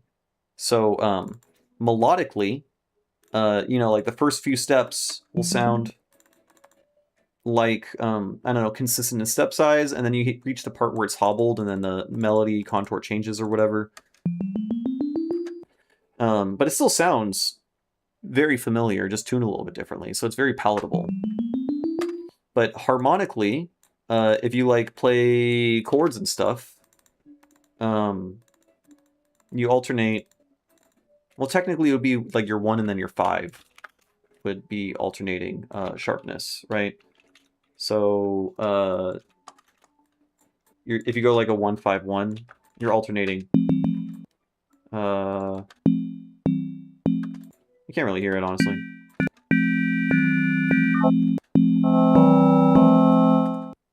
Can't really hear it, but it does something to the thing. Basically, everything's inconsistent, so it adds like this extra out of tuneness that I would like to describe it as, because it's inconsistent. Like a lot of like, if I listen to something tuned in 22 Edo, then it can still sound in tune, quote unquote, because it's in tune relative to itself, even though it's super out of tune normally, right? Because every interval has a consistency within it. In these like hobbled scales, you get some inconsistencies. So if you try playing music that you do know and you're familiar with, it'll sound much more like out of tune because there's that inconsistency that doesn't sound quite right. So like let's try to find. Did I not? Oh, I fucking deleted it. Okay, let's do it again. Let's do 4, 1, 2, 3, 4, 1, 2, 1, 2, 3, 4, 1, 2, 3. Oh, 1, 2, 3, 4, 1, 2, 3, 4, 1, 2. And then we just can hobble it by grabbing some random interval and doing that, right? And this is your scale. And then let's do the Song of Storms from Legend of Zelda, right? So this is D, so we're in Dorian. If we let this D be our tonic, which would be this guy. So if we did Song of Storms, we would do some shit like that. And then we do this. Honestly, it sounds fucking fine.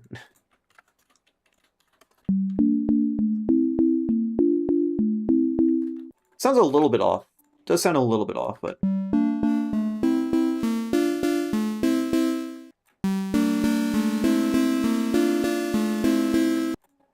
sounds great, I think. Yeah, you can still. Yeah, so I do hear it being out of tune. I will say, me listening to microtonal shit and making it all the time has fucked my hearing, and I can't tell when something is in or out of tune with 12. Wish I had more comprehension of microtonality, watch a lot about it, but knowledge on building progressions out of it in scales is very limited. Yeah, I mean, it depends on how. One, it depends on how you're interfacing with it. So I do everything in MIDI, right? I'm drawing in the notes. So like practicing scales with like muscle memory and stuff isn't really a thing in my case. But when it comes to like chord progressions, I generally am most successful when I simply find a scale and create a scale, right? Like I just showed you this algorithm that I came up with for generating these like warped scales that you could use in dual fifth tunings. So this works in 23, in 25, and 18. And then I mean you could do it in basically any tuning, but the premise is you find a scale, right? You fold your stack of notes such that you're limited to that scale, and then you just draw within it. And so you can just draw chords. And it'll generally sound good.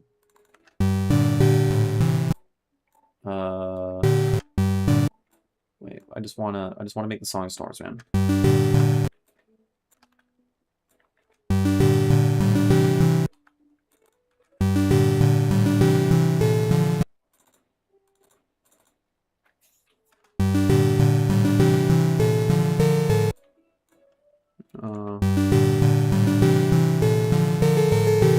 Oh god. Anyways, you get the point. But so I'm like often I'm not thinking deeply about chord progressions and stuff, but I might.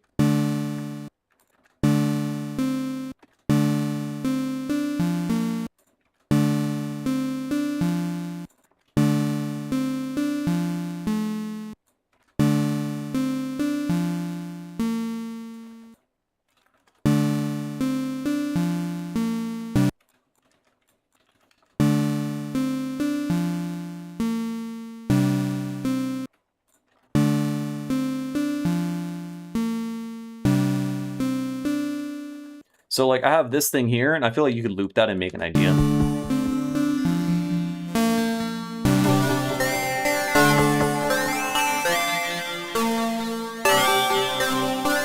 I didn't think about chords or anything really at all. I just kind of scribbled. I would just like, I didn't even know what this was. I just drew in a chord. I decided I'm going to stick with it. Did some stepwise motion. And I just like felt like I should put a thing here and here. A lot of it's just like intuition. But I'm not really using any theory.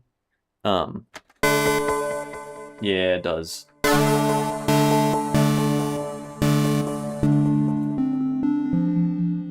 And then if you want to make like more complex harmony, something I would recommend for building like more interesting progressions that feel like you're more grounded in, I don't know, principles of harmony and stuff, it would be like practicing counterpoint.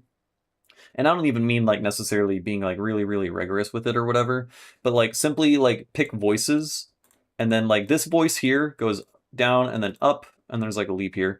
What you want to do is you want to make like another voice that moves in the opposite direction generally. So like I'm choosing this voice here. This goes up and then down because this one it goes down and then up.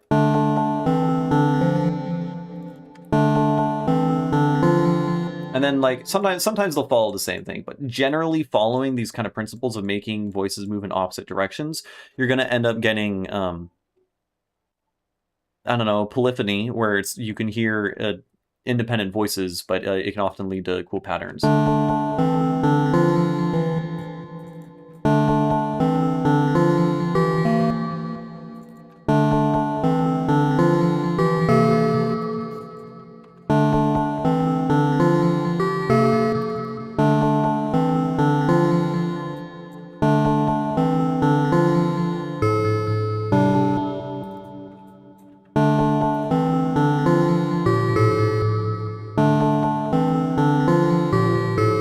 Now, it's not lined up very well on the grid, and I'm kind of just explaining this, but you can see how, like, yeah, it is just fuck around until it works out, and then have some guiding principles sometimes can be useful, especially when you have an idea that you've already got started. So once you have a single melody line, then you can turn that melody line into harmony by applying counterpoint to make other melody lines follow along with it and do interesting stuff.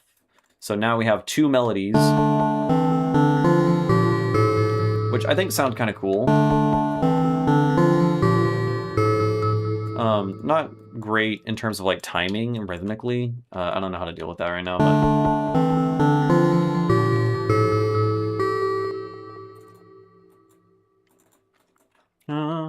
I want to hear like that kind of thing. I mean, that I heard in my head, just like some sort of like leading tone into tonic thing.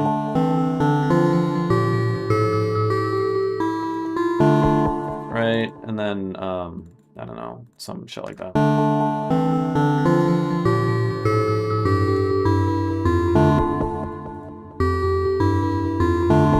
Anyways, you get the point. It's not great, but like there's ideas there, and if you actually had it line up well within a 4-bar loop, put drums over it, bam, you got a fucking song.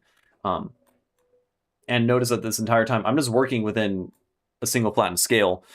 That's the exact same. We're just writing in a major scale. We're not doing anything different than what you would be doing in 12-tone equal temperament, right? It's literally just a warped 12-tone scale. We got rid of all the scary notes, and now you just have this, right?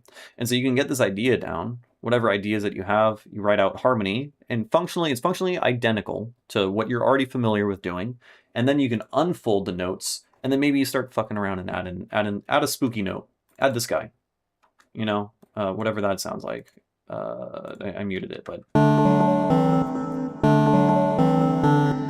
right, and then I don't know, add a guy right here. You know, just get spicy. Add some spicy notes, but start out in a clear, structured, and simple way, and then build on it.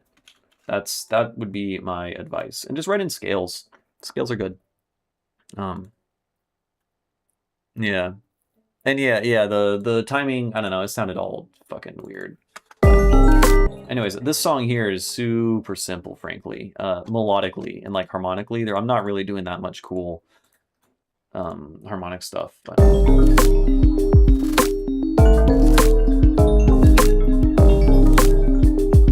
Like, I'm literally just looping this little chord, like, 3-chord thing, 2-chord.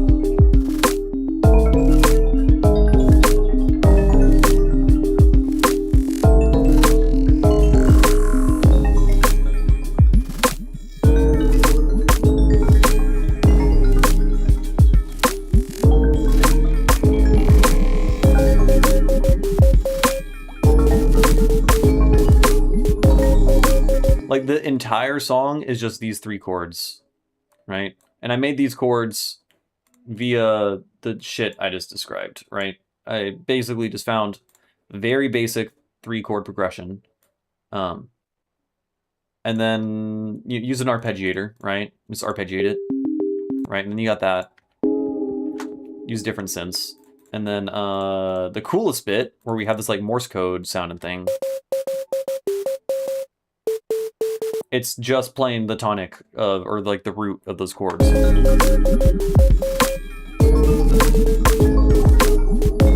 mean, I don't even know if it's the root of those chords, but I'm just playing notes that belong to those chords, right?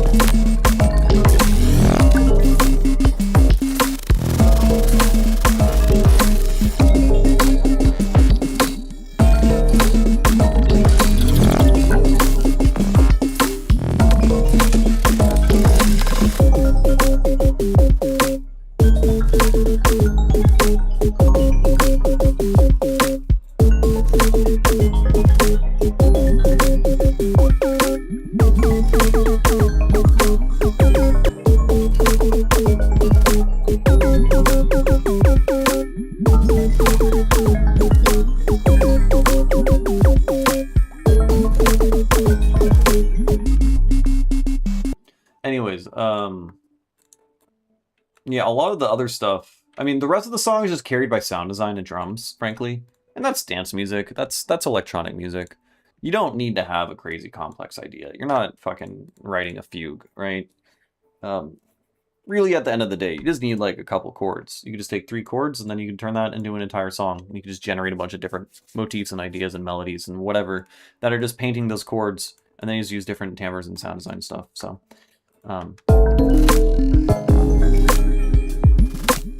yeah, I would just say just use scales. Scales are good. Scales make everything a lot easier. Whoa, whoa.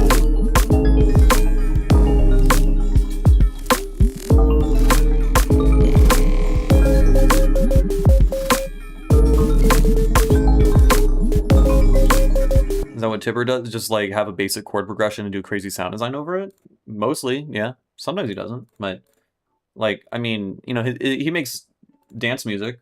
I mean, I make the same kind of genre, and it's really you just like take an idea and then just beat them over the head with it, and then just add crazier and crazier and crazier sound design. Like that's a lot of his stuff for sure.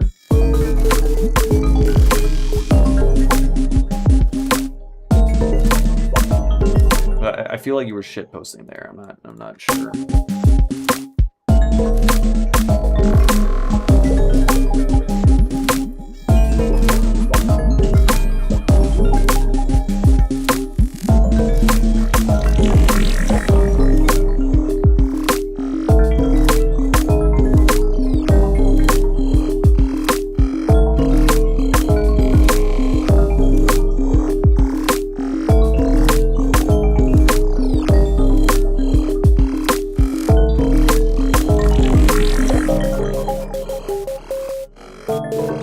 Hey, what's up, pink turds?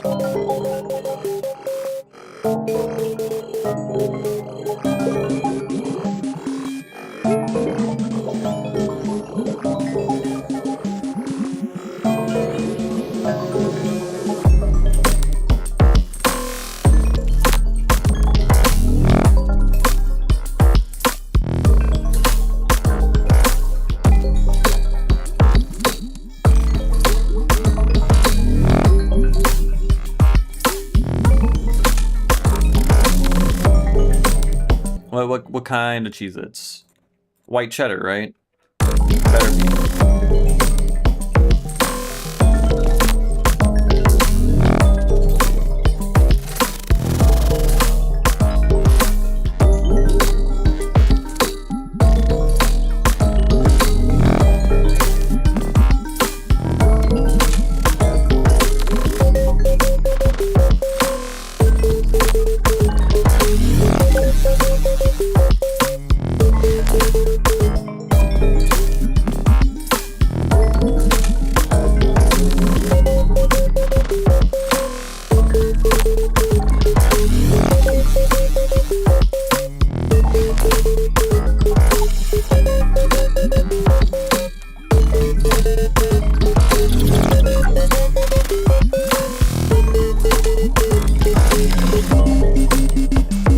Yeah, so long as you have one white cheddar Cheez-It, I can't eat Cheez-Its anymore. It bums me out.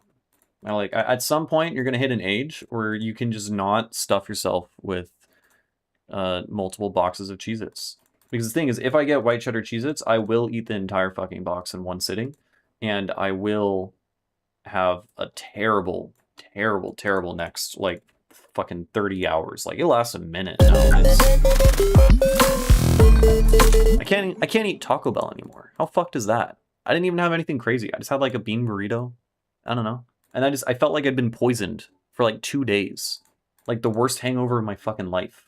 It was just from like a bean burrito. Like what the fuck are they putting in it? How did I used to live on that? I don't know.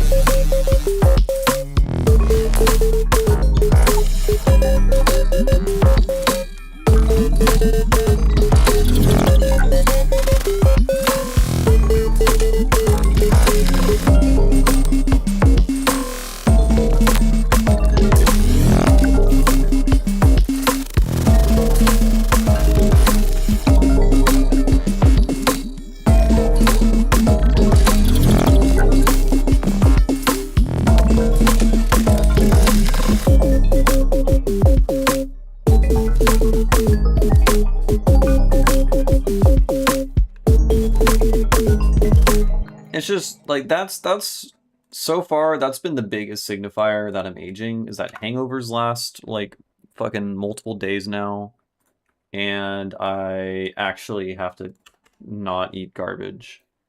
That bit bums me out. No, I think what the problem was getting healthy. Like once I actually like started exercising and working out and eating like healthy food, then all of a sudden my body like realized what I was doing to it and then started rejecting, you know, like fast food and stuff. So moral of the story is don't get healthy. That shit sucks. Then you can't eat good food anymore.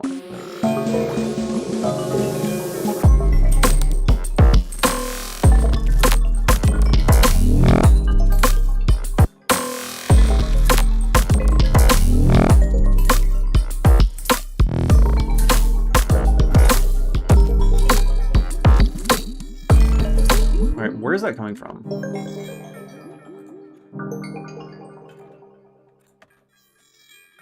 Oh, it's coming from that.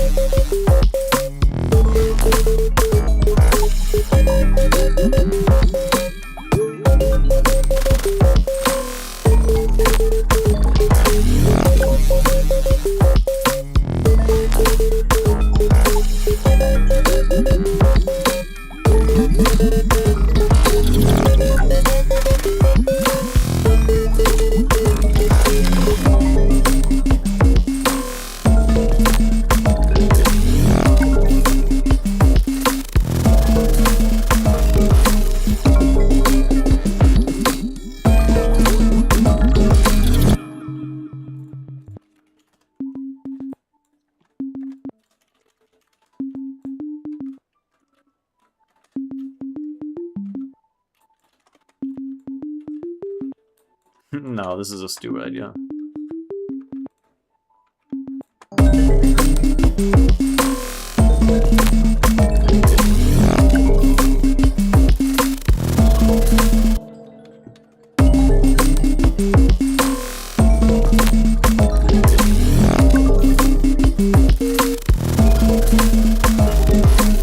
Yeah, that's a stupid fucking idea.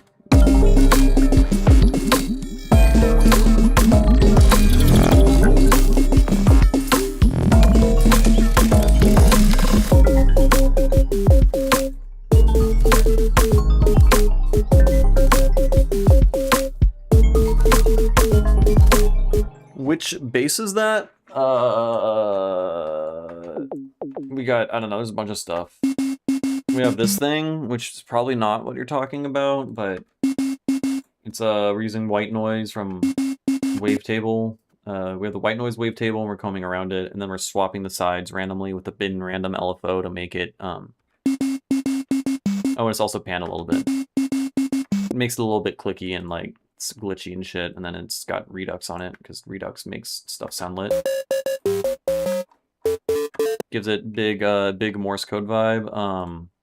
The actual bass is just fucking hip-hop sub. Every single song, when in doubt, I'm just using the hip-hop sub every time. The GOAT.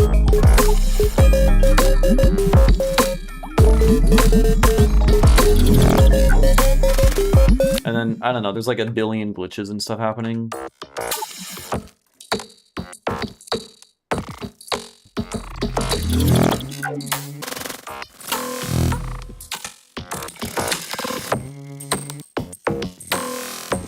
A lot of these just come from Granulator. I think I just granulated the drum loop. I took whatever the drum loop is in the song, chucked it in the granulator, and then made stuff.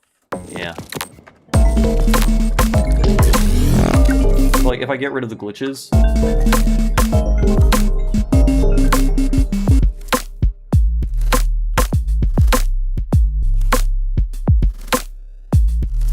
Honestly, there's not that much going on. It's just the glitches are all fucking crazy. Balls on the wall, whatever.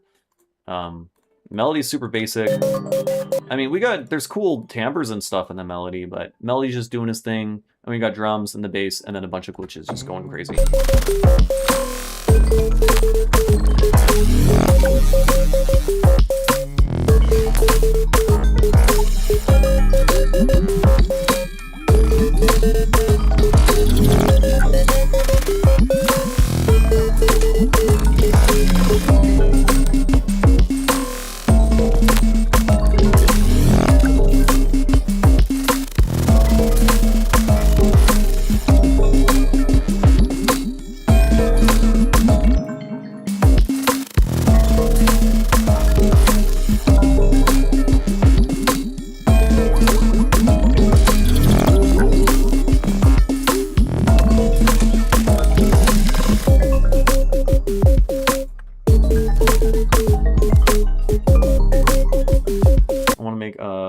I think it's Zebra? No? Where's... yeah. That thing's lit. We want more of that.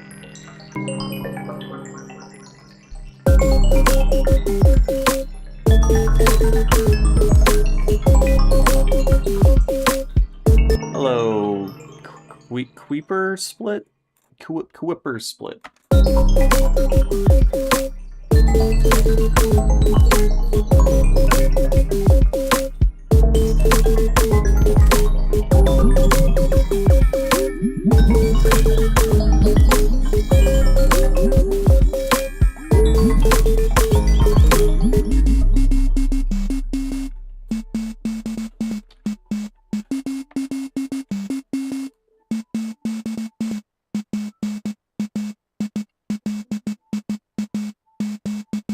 Yeah, that's and then we Morse code and just says Paleac at the end, because I thought that would be cute.